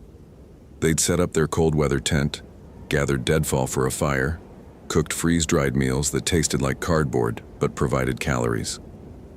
Connor had complained about the cold, about the lack of cell service, about missing his friends, but he'd also smiled when they saw a herd of bison moving through steam from the hot springs, their massive bodies ghostly in the fog. He'd laughed when Thomas told stories about rescuing unprepared hikers. They'd connected. Finally, after 2 years of divorce and custody arrangements and missed weekends, they'd connected. Then Connor had left the tent at 300 hours to pee. Thomas had heard the zipper, had registered his son's departure in that half-aware state between sleep and waking. He'd expected Connor to return in a minute, maybe 2. When 5 minutes passed, Thomas had put on his boots and jacket and gone outside. The tent sat alone in a clearing surrounded by dead lodgepole pines, victims of the 1988 fires that had burned 40% of the park. The snow was trampled around their campsite, but beyond that, it stretched unmarked and pristine under a moon so bright it cast shadows. Thomas's headlamp had swept across the landscape, finding nothing. He'd called Connor's name. Silence. He'd widened his search, following the only tracks he could find. His son's boots, clear and fresh powder, leading north toward the thermal features. The tracks had ended at the edge of the basin. Just ended. No sign of struggle, no indication of what had happened. One moment Connor was walking across the snow, and the next moment he simply ceased to exist. Thomas had searched through the night, had called in the emergency, had refused to rest while his son was out there somewhere in the killing cold. He'd operated on training and adrenaline, moving methodically through search patterns, checking the most dangerous areas first.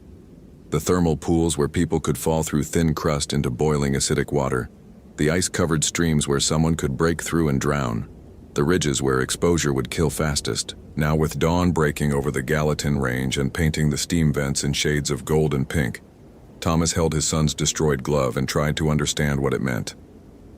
The search teams arrived in snowmobiles, their engines shattering the morning quiet. 6 rangers and volunteers, all experienced in winter SAR operations, all wearing the determined expressions of people who knew they were probably looking for a body, but would search as if the victim might still be alive.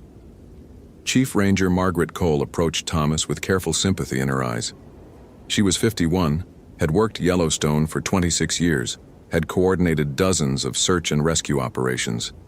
She knew what negative 23 degrees did to human tissue over 19 hours. "Thomas, you need to let the team handle this. You're too close. You've been up all night. We can't have you making mistakes out there." "He's my son, Maggie." "I know. That's exactly why you need to step back. Let us work." Thomas looked at the destroyed glove in his hand. Something about it bothered him beyond the obvious horror. The damage pattern was wrong. Fire scorched from the palm side, as if Connor had pressed his hand against something superheated. But the ice formation suggested prolonged exposure to extreme cold. Hours of freezing, not minutes. How could both happen simultaneously? The thermal features, Thomas said slowly. If he fell against a vent, got burned, then hypothermia set in. We'll check every possibility, Maggie interrupted gently. But Thomas, you know as well as I do what hypothermia does. It makes people confused. They take off their clothes thinking they're overheating. They crawl into small spaces, they make decisions that don't make sense. She gestured to the glove. Maybe he burned himself and panicked. Maybe he ran and got lost. We'll find him. But her tone said what her words didn't. They'd find a body. Nobody survived 19 hours in this cold. The search teams fanned out across Porcelain Basin, their movements professional and thorough. Thomas watched them work, his ranger training warring with paternal desperation. Protocol said he should return to base, should let the professionals handle the search, should trust the system he'd been part of for 12 years. Instead, he shouldered his pack and headed north, following an instinct he couldn't name. The landscape beyond Porcelain Basin was a study in contrasts. Dead forest gave way to active thermal areas where the earth itself was alive with heat and chemistry. Steam vents hissed like breathing. Fumaroles burped sulfurous gas. Hot springs created patches of bare ground surrounded by snowdrifts 6 feet deep. The snow here was crusty and dangerous, hiding holes where superheated water had melted through, creating traps that could swallow an unwary hiker. Thomas moved carefully, testing each step, his eyes scanning for any sign of his son. Tracks, fabric, blood, anything. He found the second glove 300 yards north of the first, wedged into a crack in the travertine formations. This one was intact, but stained dark with something that might have been blood or might have been mineral deposits from the hot springs. Thomas bagged it, marked the GPS coordinates, and kept moving. The wind picked up as he climbed higher, carrying voices. At first he thought the search team had circled around, but the voices came from the wrong direction. They echoed strangely through the thermal vents, sounding distant and close simultaneously. Thomas couldn't make out words, just tones, urgent, frightened, pleading. He followed the sound for 20 minutes before realizing the voices weren't moving. They seemed to emanate from everywhere and nowhere, carried on wind and steam, distorted by geology and weather into something that might not have been voices at all. Just the park making sounds, the way it always did. Geysers erupting, steam venting, ice cracking. Nature had its own language, and humans were programmed to hear patterns in randomness, voices in noise. But one word kept repeating in the not voices, clear enough that Thomas stopped walking to listen. Father. His radio crackled. O'Brien, this is Cole. Report your position. Thomas looked at his GPS. He'd come almost 2 miles from Porcelain Basin, well beyond the search grid's boundary. I'm at elevation 7,847, coordinates 44.7348 north, 110.7125 west. Following a lead. What lead? Thomas, you're supposed to be at base. I found Connor's second glove and I'm hearing... He paused. What was he hearing? Definitely not voices. That was grief and exhaustion talking. I'm hearing thermal activity that might indicate new vents. Could be relevant to the search. Get back to the search grid now, that's an order. Thomas looked north, where the landscape rose toward the Washburn Range. Somewhere up there, the not voices were calling. Somewhere up there, his son might still be alive, might be calling for help, might be waiting for his father to find him. Copy that, he said, heading back now. He turned off his radio and kept climbing. The terrain became brutal. Snowdrifts gave way to exposed rock, wind scoured and slick with ice. Thomas's breath came in ragged gasps, each inhalation searing his lungs with cold so intense it felt like inhaling broken glass. His face mask frosted over with condensation from his breath. His goggles fogged. Everything hurt. His feet, his hands, his chest, his head. But somewhere ahead Connor needed him. That thought kept Thomas moving when exhaustion said stop, when cold said lie down, when logic said this is how you die. He crested a ridge at 1347 hours and saw it. A structure, built from deadfall and elk bones, woven together with what looked like sinew or tendon, standing 12 feet tall in a clearing ringed by dead trees. The bones were massive, elk femurs, ribs, skulls with antlers still attached. They'd been arranged with deliberate artistry, creating patterns that hurt to look at directly. The structure had an opening facing east, and inside, Thomas ran. He didn't think, didn't calculate risk, didn't consider that this might be a trap or hallucination or something his oxygen-starved brain had conjured.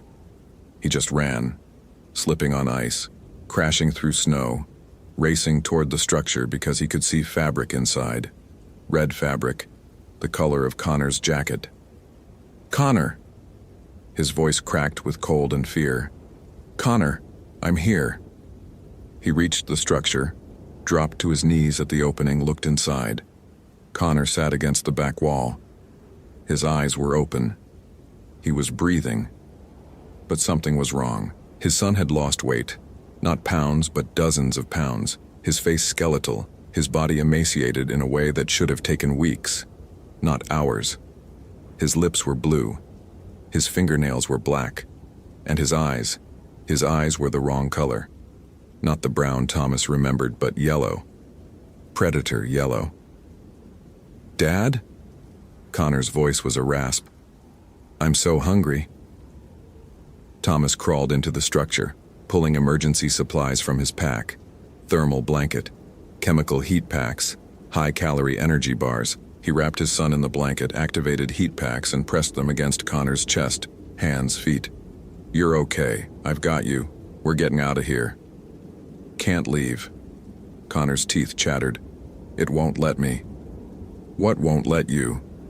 "Connor, what happened?" "I had to pee. Left the tent. Saw something in the trees. Thought it was an elk." Connor's eyes, those wrong yellow eyes, fixed on Thomas with desperate intensity. "But it wasn't an elk, Dad. It was tall, so tall, and thin. Its bones showed through its skin. It had antlers, but they were wrong. They grew from its head at angles that didn't make sense. And it smiled at me. It smiled with too many teeth." Thomas felt ice form in his stomach that had nothing to do with temperature. "You were dreaming. Hypothermia causes hallucinations. Your brain was shutting down." "I'm so hungry," Connor repeated, as if he hadn't heard. "I've never been this hungry." "It hurts, Dad. My stomach hurts. I need to eat. I need—" His eyes focused on Thomas's exposed neck where the face mask had shifted. "You smell like meat." Thomas pulled back instinctively. "Connor, you're in shock. We need to get you to the hospital. I'm calling for an emergency airlift." He reached for his radio, but Connor's hand shot out with speed that shouldn't have been possible given his condition. Fingers, too thin, joints bent at wrong angles, clamped around Thomas's wrist with crushing strength. "It comes at night," Connor whispered. "The thing in the trees. It comes when it's darkest and it whispers. It tells me about hunger, about need, about how good it feels to finally eat after starving for so long. It tells me." His grip tightened, and Thomas felt bones grind together. "It tells me I'm becoming like it. That hunger is all that matters now. That everything else, love, fear, memory, will burn away until only hunger remains." Thomas wrenched his hand free, stumbling backward out of the structure. Connor didn't follow. He just sat there, wrapped in the thermal blanket, his yellow eyes tracking his father's movement with the fixed attention of something deciding whether to hunt or wait. "We're leaving," Thomas said, his voice shaking. "Right now. I'm going to help you walk, and we're going back to the search teams, and we're getting you medical attention." "I can't walk. I tried. My legs don't work right anymore. The bones are changing." Thomas looked at his son's legs and his stomach lurched. The shapes under Connor's pants weren't right. The joints seemed to be in slightly wrong positions, as if the skeleton beneath had begun to rearrange itself. He grabbed his radio, twisted it on, despite what Maggie would say, despite the questions this would raise. "Base, this is O'Brien. I've found Connor. He's alive but in critical condition. I need immediate medical airlift at coordinates 44, 742 north, 110, 7098 west. Possible severe hypothermia with hallucinations and... He looked at his son's yellow eyes. And complications. Static. Then, Thomas? You're breaking protocol. What's your... The radio died. Not gradually, not with fading signal. Just stopped, as if something had reached into the electronics and strangled the signal at its source. Thomas tried his backup radio. Dead. His GPS flickered, showed coordinates that made no sense, numbers that couldn't exist, that placed him simultaneously in Wyoming and nowhere, in space and outside it. The hunger feels good once you stop fighting, Connor said from inside the structure. It hurts at first, burns, like every cell is on fire, but then you realize the fire is what you are, what you've always been. The hunger is truth. Everything else is a lie we tell ourselves to stay human. The sun touched the western horizon, and shadows grew long across the snow. Thomas realized with horror that he'd spent hours searching, hours climbing, and now night was falling. Night in Yellowstone winter, where temperatures would drop to 30 below, where survival meant fire and shelter. He couldn't carry Connor. His son was 6'2", had been 190 before whatever had happened to him. Even emaciated, Connor weighed too much for Thomas to carry down a mountain in darkness, which meant staying here, in this place, with that structure made of bones, with his son whose eyes had turned yellow and whose legs were bending wrong, and who kept talking about hunger in a voice that sounded less human with every word. Thomas started gathering deadfall, building a fire outside the structure. The dry wood caught quickly, flames pushing back darkness and cold. He set up his emergency shelter, a lightweight tent designed for exactly this situation, and tried the radio again. Still dead. His satellite phone was back at base camp. His cell had no signal this deep in the wilderness, and the battery was dying in the cold anyway. They were alone, father and son, and something else. Something that moved in the trees at the edge of firelight, something tall and thin that made sounds like breaking bones when it walked. Connor crawled out of the bone structure as true dark fell. His movements were wrong, limbs bending at joints that shouldn't bend, body contorting in ways that made Thomas's vision blur with wrongness. His son's face was still recognizable, but it was changing. The bones of his jaw were extending. His teeth were longer when he opened his mouth, and his eyes, those yellow eyes, reflected firelight like an animal's. "I can smell them," Connor said, his voice a rough growl. "The search teams, miles away, but I can smell them. Warm blood, hot meat. They don't know what's out here, they don't know what's hunting them. Connor, fight this, whatever's happening, you're stronger than it. You're my son, you're human." Was human. Connor's neck elongated, vertebrae popping with sounds like snapping wood. Now I'm becoming something better, something that doesn't lie to itself about what it needs. Do you know how long I've been hungry, Dad? Not just today. Always. Hungry for attention you never gave. Hungry for love you saved for your job. Hungry for a father who actually wanted me instead of resenting the custody arrangement. The words cut deeper than the cold. Thomas stepped toward his transforming son, hands outstretched. "That's not true. I love you. I've always loved you. This trip was about showing you. This trip was about easing your guilt." Connor's face was a mask of bone and stretched skin now, barely recognizable. "But it doesn't matter anymore. Soon I won't remember you, won't remember being human. The hunger will eat those memories. We'll eat everything until only need remains." Movement in the trees. Thomas spun, throwing his flashlight beam toward the sound. It stood at the edge of the clearing, 20 feet tall, impossibly thin, its body a twisted amalgamation of human and elk, and something older than both. Its skull was elongated, antlers growing from the bone in spiral patterns that hurt to perceive. Its ribcage showed through translucent skin, and Thomas could see things moving inside. Not organs, but other things, smaller forms writhing in the cavity where lungs and heart should be. Its eyes were holes of absolute darkness, And when it opened its mouth, the sound that emerged was wind through caves, was screaming prey, was hunger given voice. The Wendigo. Thomas knew it instantly, knew it the way prey knows predator, the way ancestral memory knows things that shouldn't exist but do. The spirit of endless hunger from Algonquian mythology. The transformation that came to those who resorted to cannibalism, who gave in to base needs, who let hunger consume humanity until only appetite remained. It spoke, and its voice was inside Thomas's head, bypassing ears entirely. Your son feeds me now. His hunger, his resentment, his pain. I have eaten his humanity piece by piece, and soon he will be like me. Hunger walking, appetite incarnate. He will hunt these mountains for centuries, and when people come seeking him, he will consume them too. This is the way. This has always been the way. Thomas looked at Connor, at his son's transforming body, at the yellow eyes that held less recognition with every passing moment. His ranger training screamed at him to run, to get help, to let the professionals handle this.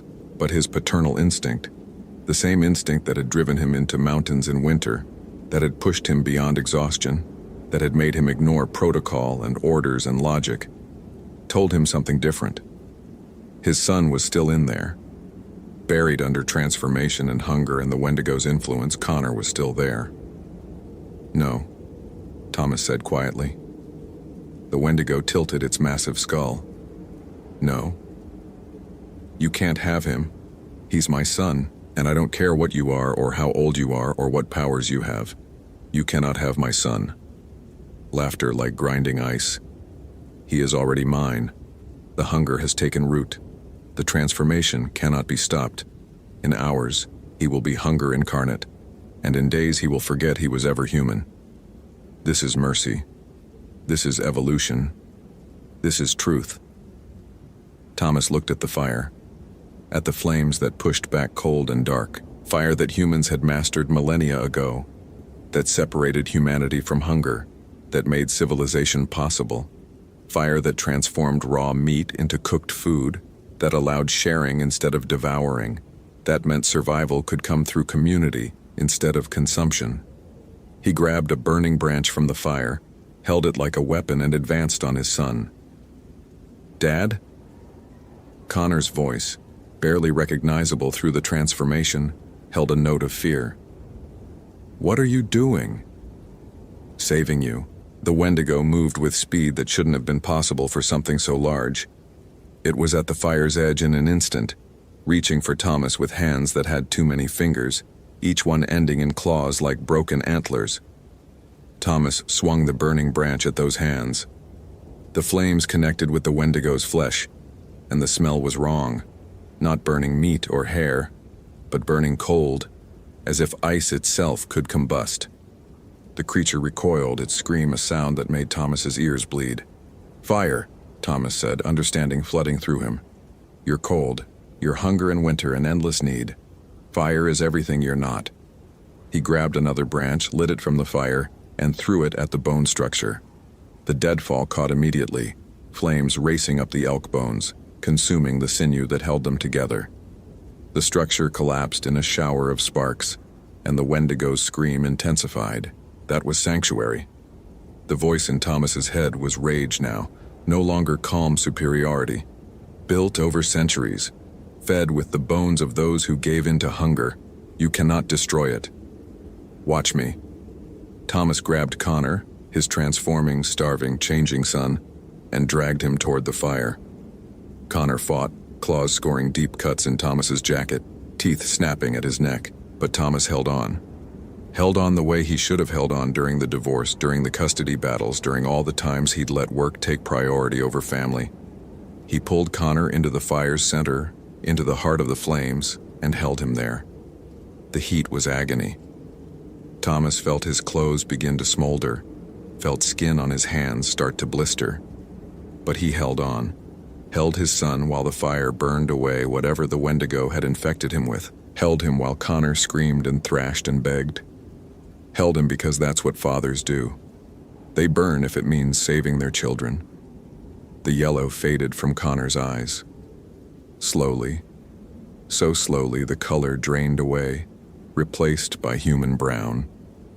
The bones in his limbs cracked and shifted back toward normal positions. The elongation of his face reversed.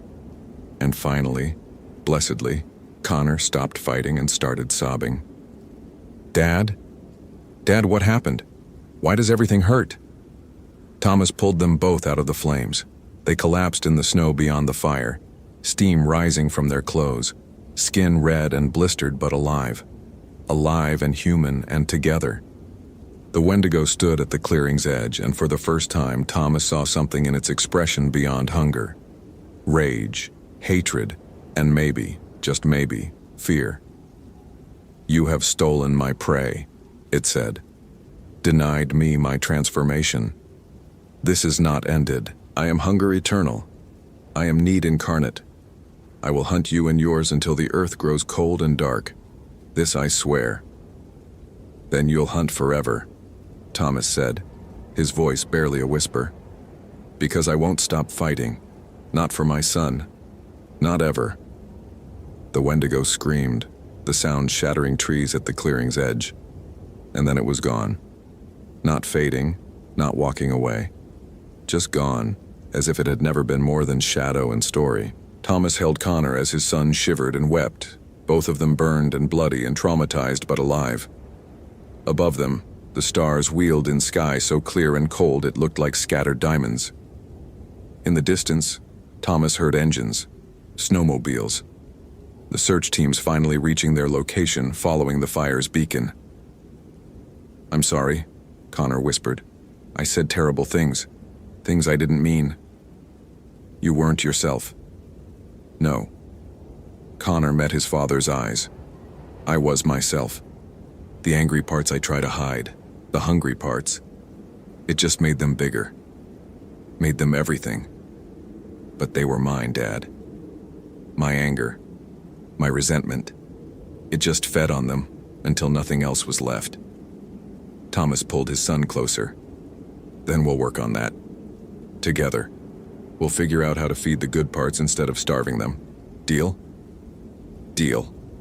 The search teams found them minutes later, bundled them into emergency sleds, raced them back to civilization. The official report said they'd both suffered severe hypothermia, frostbite, and burns from falling into a thermal feature. The structure of bones was attributed to natural accumulation and pareidolia, the human tendency to see patterns where none existed. Thomas let them write whatever they wanted.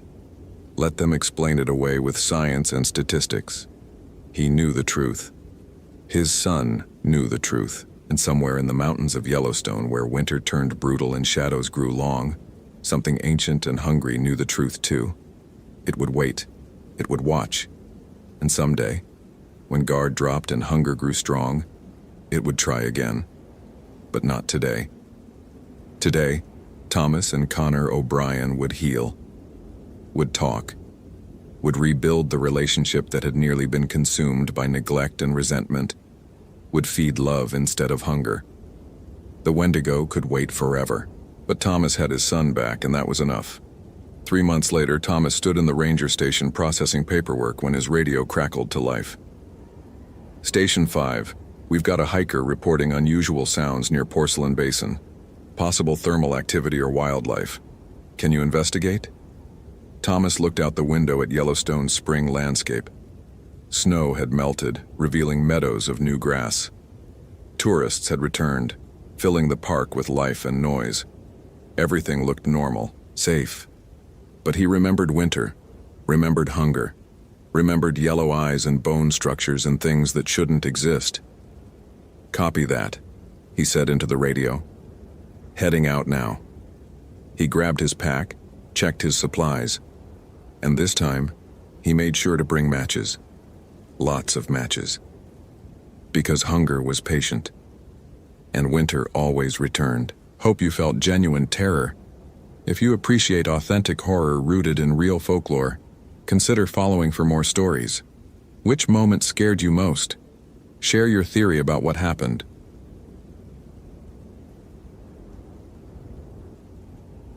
The tent was inside out.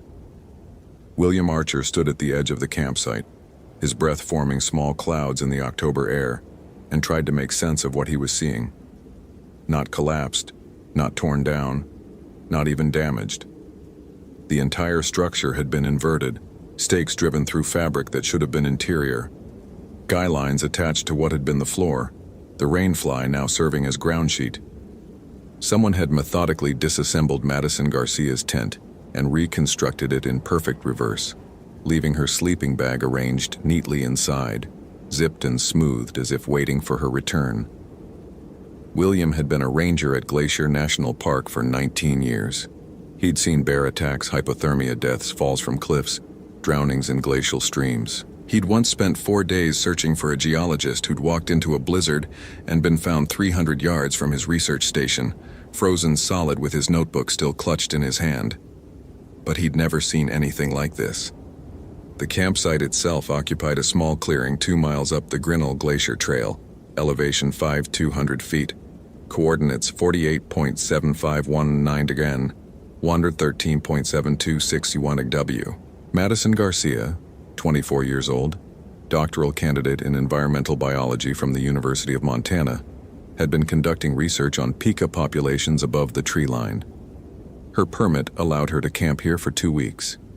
She checked in with the ranger station every evening via satellite phone, the regular schedule, nothing unusual, her voice calm and professional as she reported her findings. Then 3 days ago, October 15, 2008, the call stopped. William had hiked up yesterday at dawn with Jake Morrison, the seasonal ranger who covered the eastern sector. They'd found the campsite exactly as it appeared now, eerily organized, nothing disturbed except for the impossible configuration of the tent. Madison's research equipment sat arranged on a folding table, microscope, sample vials, field journal all present.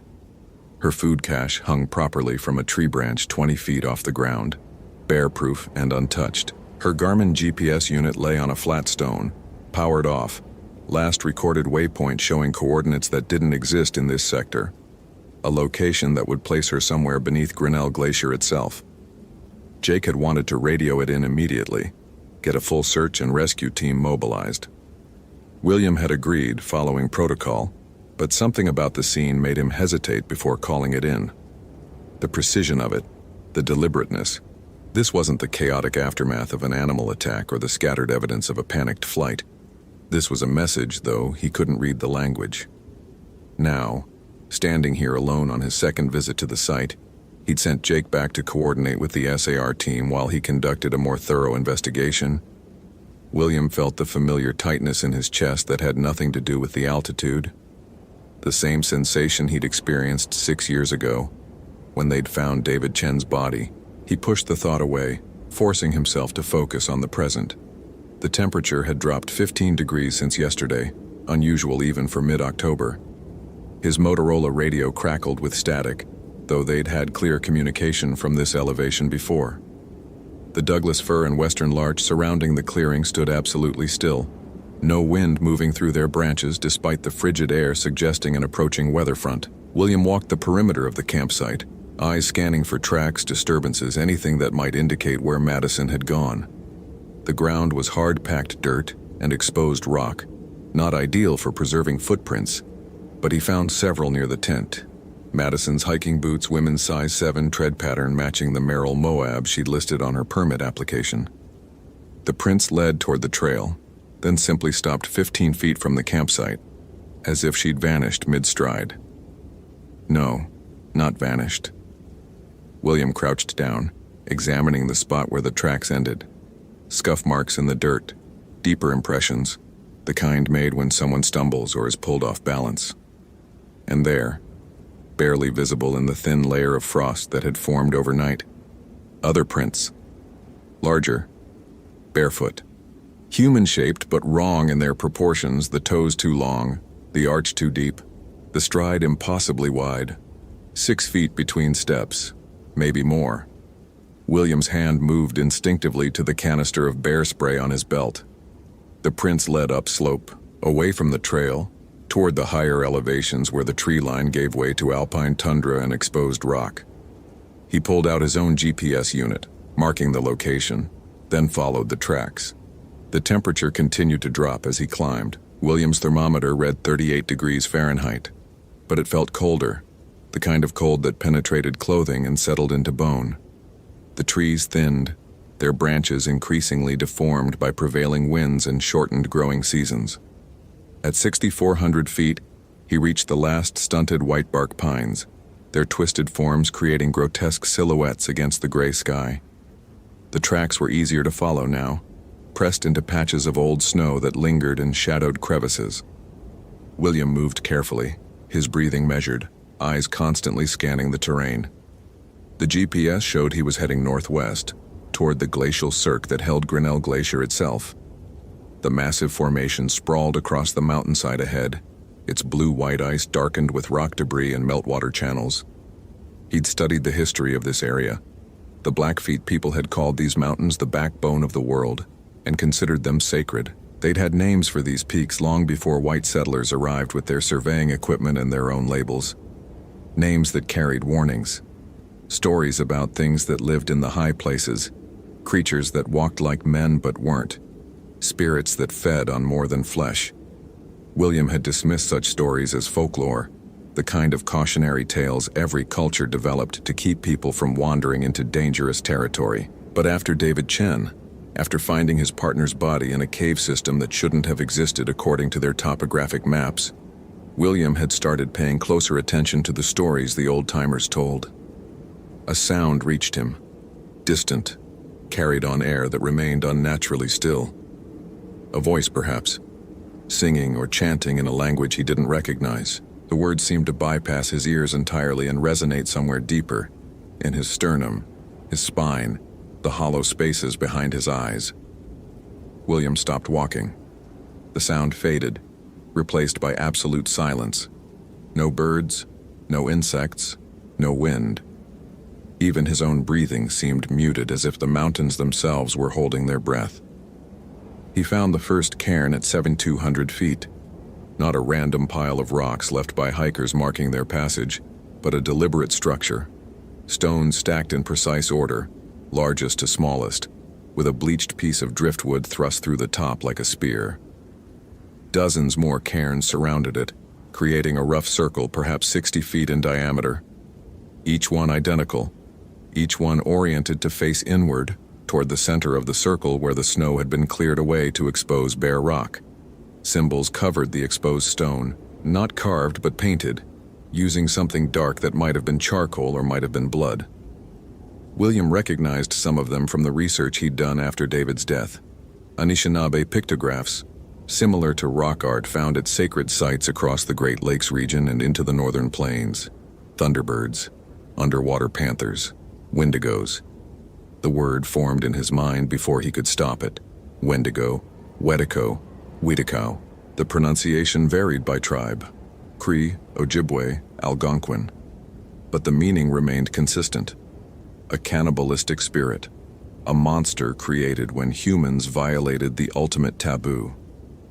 The stories described creatures that had once been human, transformed by consuming the flesh of their own kind, driven by insatiable hunger that could never be satisfied. In the old days, people who exhibited certain symptoms, withdrawal, depression, a refusal to eat followed by violent behavior, were sometimes killed preemptively before the transformation could complete. William had read accounts from fur traders and missionaries, their journals describing alleged Wendigo cases with clinical detachment. He'd read anthropological papers that reframed these incidents as cultural manifestations of psychosis, the human mind seeking supernatural explanations for mental illness and starvation-induced desperation. He'd even read one particularly disturbing account from 1907, when a Cree man named Jack Fiddler was arrested for killing 14 people he claimed were turning into Wendigos. The rational part of William's mind, the part trained in scientific methodology and evidence-based reasoning, insisted these were just stories. Cultural mythology, the kind of supernatural explanations people created before they understood psychology and abnormal behavior. But David Chen's body had been found with most of its soft tissue missing. No animal tracks around the cave. No sign of predation by any known species. Just the bones arranged in a pattern that suggested intelligence and purpose, and David's notebook nearby. The last entry written in handwriting that became increasingly erratic. It's so cold. It's always cold now. I'm so hungry, but I can't. I can't. I won't. The radio at William's belt erupted with sound. Not static, but something that might have been words in a language he didn't know. Guttural and rhythmic. He jerked it free, turned the volume down, but the sound continued even after he'd powered the unit completely off. The voice, if it was a voice, seemed to come from everywhere and nowhere, echoing off the rock walls, emanating from the cairns themselves. Then he saw her. Madison Garcia stood at the far edge of the circle, perhaps 50 yards away. She wore the same North Face jacket and REI hiking pants described in her permit photo, her long, dark hair pulled back in a ponytail. She looked directly at William, her expression blank, and raised one hand in a slow, deliberate wave. Madison? William's voice sounded strange in his own ears, thin and distorted. Madison Garcia? She didn't respond. Didn't move except for that one hand, still raised, still waving with mechanical precision. William started toward her, circling the edge of the cairn formation rather than crossing through the center. He'd taken perhaps 5 steps when Madison turned and walked away, moving with a strange gliding gait that didn't match the rough terrain. William followed, maintaining his distance, keying his radio despite knowing it wouldn't work. "This is Ranger Archer. I've located the missing hiker at coordinates." He checked his GPS and stopped. The screen showed no coordinates at all, just a blank blue field with the words "Signal Lost" blinking in the corner. Madison disappeared behind an outcropping of rock. William increased his pace, boots slipping on loose scree, breath coming harder in the thin air. When he rounded the outcropping, he found himself at the entrance to a narrow ravine, its walls rising 40 feet on either side, the bottom choked with old snow and ice. Madison's footprints led inward, clearly visible in the snow. No other prints accompanied them. The ravine curved after 20 yards, cutting off sight of the entrance. The temperature plummeted. William's thermometer now read 21 degrees, a physical impossibility given the time of day and season. His breath came in great billowing clouds. Ice crystals formed on his eyelashes, his beard, the exposed skin of his face. He found Madison's jacket first, discarded on the snow as if she'd simply shrugged it off. Then her fleece, her thermal shirt, her hiking pants. The trail of discarded clothing led deeper into the ravine, each item laid out deliberately, creating a path. William's training screamed at him that this was wrong, that hypothermia victims did sometimes exhibit paradoxical undressing in the final stages. But this wasn't that. This was too organized, too intentional. The ravine opened into a small cirque, a bowl-shaped depression carved by ancient glacial action. At its center stood a figure. For a moment, one blessed, ignorant moment, William thought it was Madison. The proportions were roughly human, the general shape familiar. Then his mind processed what he was actually seeing, and his body locked up, every muscle contracting in primal terror. The thing stood 7 feet tall, skeletal, its skin pulled tight over bones that seemed too large for any human frame. Antlers sprouted from its skull, not the graceful curves of an elk, but broken, twisted things that looked like they'd been forced through the bone rather than growing naturally. Its eyes were black pits that reflected no light. Its mouth opened far too wide, revealing teeth that had been filed or broken into points. It held Madison Garcia in its arms like a parent cradling a sleeping child. She was naked, her skin blue-white with cold, frost-forming patterns across her exposed flesh. Her eyes were open but unseeing, her chest rising and falling with shallow, rapid breaths. Alive. Somehow still alive. The creature looked at William, and he heard that voice again, not through his ears but directly in his mind, speaking in Algonquian words he shouldn't understand but did. Moniao, outsider, you have no power here. William's hand moved toward his bear spray, knowing even as he did so that the gesture was meaningless. You didn't bear spray a spirit. You didn't pepper spray a myth made flesh. The creature's mouth moved and it spoke again. this time in English that sounded like it was being forced through a throat not designed for human language. She came seeking knowledge. She sought to understand the hunger of the small creatures, the pikas who store food against the winter. I showed her true hunger, the hunger that cannot be satisfied, the hunger that transforms. Madison stirred in the creature's arms, and William saw that her hands were stained dark red, her mouth too, and scattered around the cirque, partially covered by fresh snowfall, he could see what looked like bones. Small bones, pika bones perhaps, or perhaps not. It starts small, the creature continued, its voice a sound like wind through dead trees. A necessity, survival. But hunger grows. Hunger always grows. She understands now. She will become another walker in the cold places, another voice in the wind. William found his own voice, though it came out as barely more than a whisper. Let her go. The creature made a sound that might have been laughter. She does not wish to go. The transformation has begun. The hunger fills her. Soon she will be strong. Soon she will hunt. William thought of David Chen, of the notebook entry, of the bones arranged in careful patterns. He thought of the stories he'd dismissed as superstition, the warnings he'd ignored because they didn't fit his understanding of how the world worked. The creature began to change, its form blurring and shifting. For a moment it looked human, gaunt, starving, but human. Then the antlers sprouted again, the mouth distended, the limbs elongated. Madison moaned, a sound of desperate hunger that made William's stomach clench.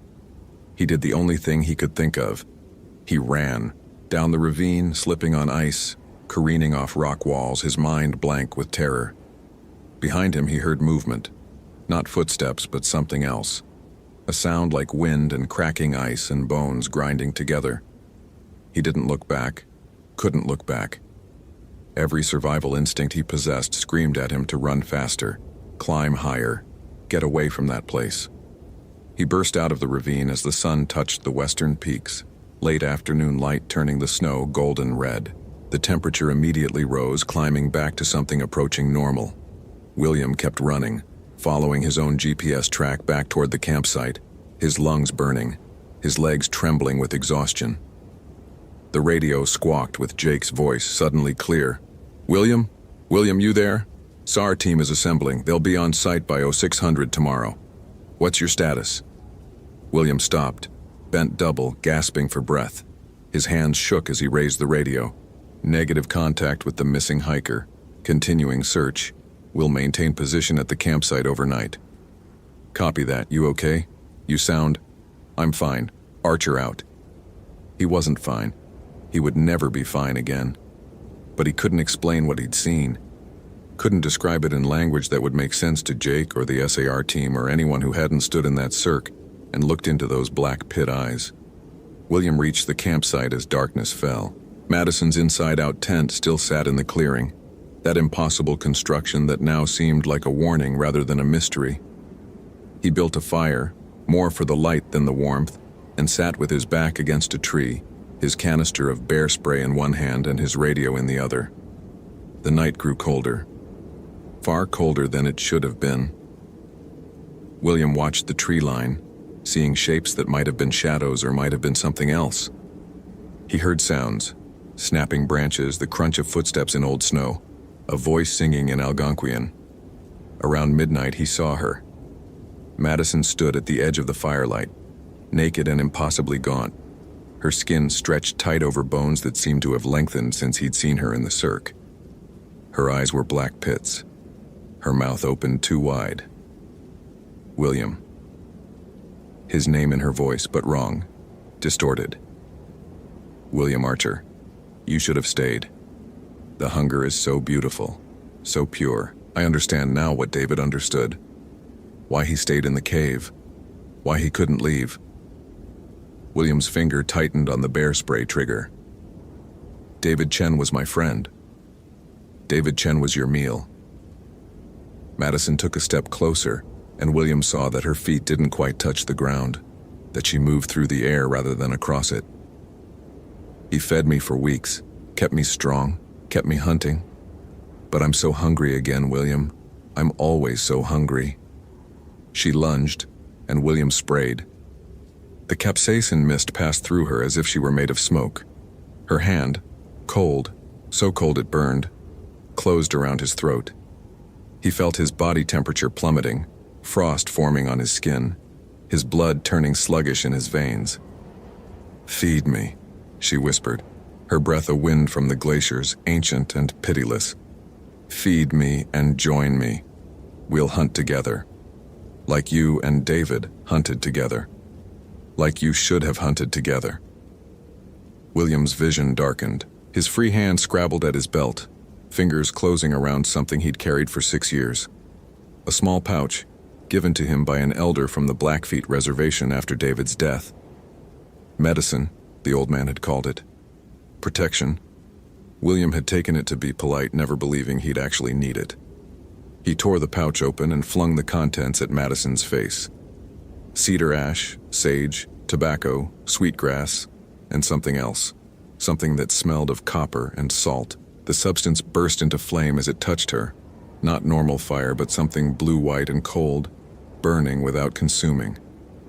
Madison screamed, a sound that wasn't human, wasn't animal, wasn't anything that should exist in the natural world. She released William and stumbled backward, smoke rising from her skin. The fire spread across her body and she began to change, shifting between forms. Madison, the creature from the Cirque, a gaunt man with David Chen's face, something ancient and starving that had walked these mountains long before humans gave it a name. Then she was gone, dissipated like morning mist, leaving only scorch marks in the snow and the echo of that terrible scream fading into the mountains. William lay gasping by his fire, his throat bruised, his body shaking with more than cold. He stayed awake through the rest of the night, feeding the flames, watching the darkness, the medicine pouch's ashes scattered at his feet. The SAR team arrived at dawn, 12 people, including Jake and a K-9 unit, equipped for a multi-day search operation. William met them at the trailhead, his face haggard, his eyes red-rimmed from sleeplessness. "Any sign of her?" Jake asked. William shook his head. "Negative. I searched up to 7,500 feet. Found some tracks, but they led to a ravine system. Too dangerous to proceed alone. Weather moved in. Temperature dropped. I had to pull back. It was close enough to the truth. The SAR team would search. They'd find the campsite, the inside-out tent, the strange cairns if they went high enough. They'd find Madison's discarded clothing in the ravine. They might even find the Cirque, though William doubted it. Places like that had a way of hiding themselves when they chose. But they wouldn't find Madison Garcia. She was gone, transformed, walking the high places where the Picas stored food against winter and the wind sang songs in dead languages. They wouldn't find her, just like they'd never really found David Chen. Just bones and notebooks and questions that couldn't be answered in reports filed with the National Park Service.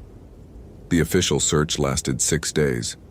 They recovered Madison's personal effects from the campsite, her research notes, her identification. They documented the strange configuration of the tent, the investigators photographing it from multiple angles, speculation ranging from animal interference to an elaborate prank. They found her clothing in the ravine, but no sign of the Cirque, no evidence of the cairns William had seen. The rocks were there, certainly, but arranged in natural formations, no pattern or purpose visible in daylight. Madison Garcia was declared lost, presumed dead, another tragedy in the long history of people who underestimated the wilderness. The case would remain open for 7 years, then be officially closed, filed away with hundreds of others. William Archer requested a transfer 2 weeks later. He was reassigned to Olympic National Park in Washington State, about as far from Glacier as he could get while remaining in the NPS system. He never returned to Montana. Never hiked above the tree line again if he could help it. He kept a new medicine pouch on his belt, prepared this time by a Maka elder, who asked no questions when William described the contents he needed.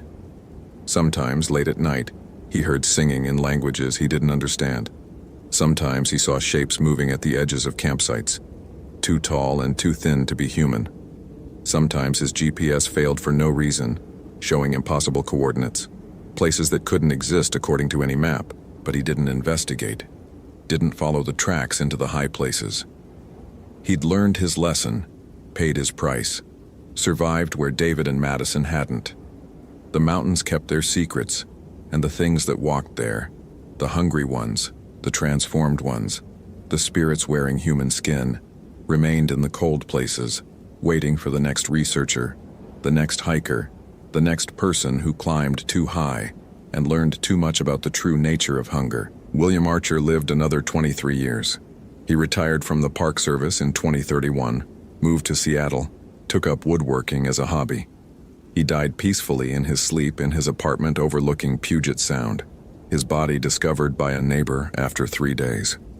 The medical examiner noted several unusual details in his report.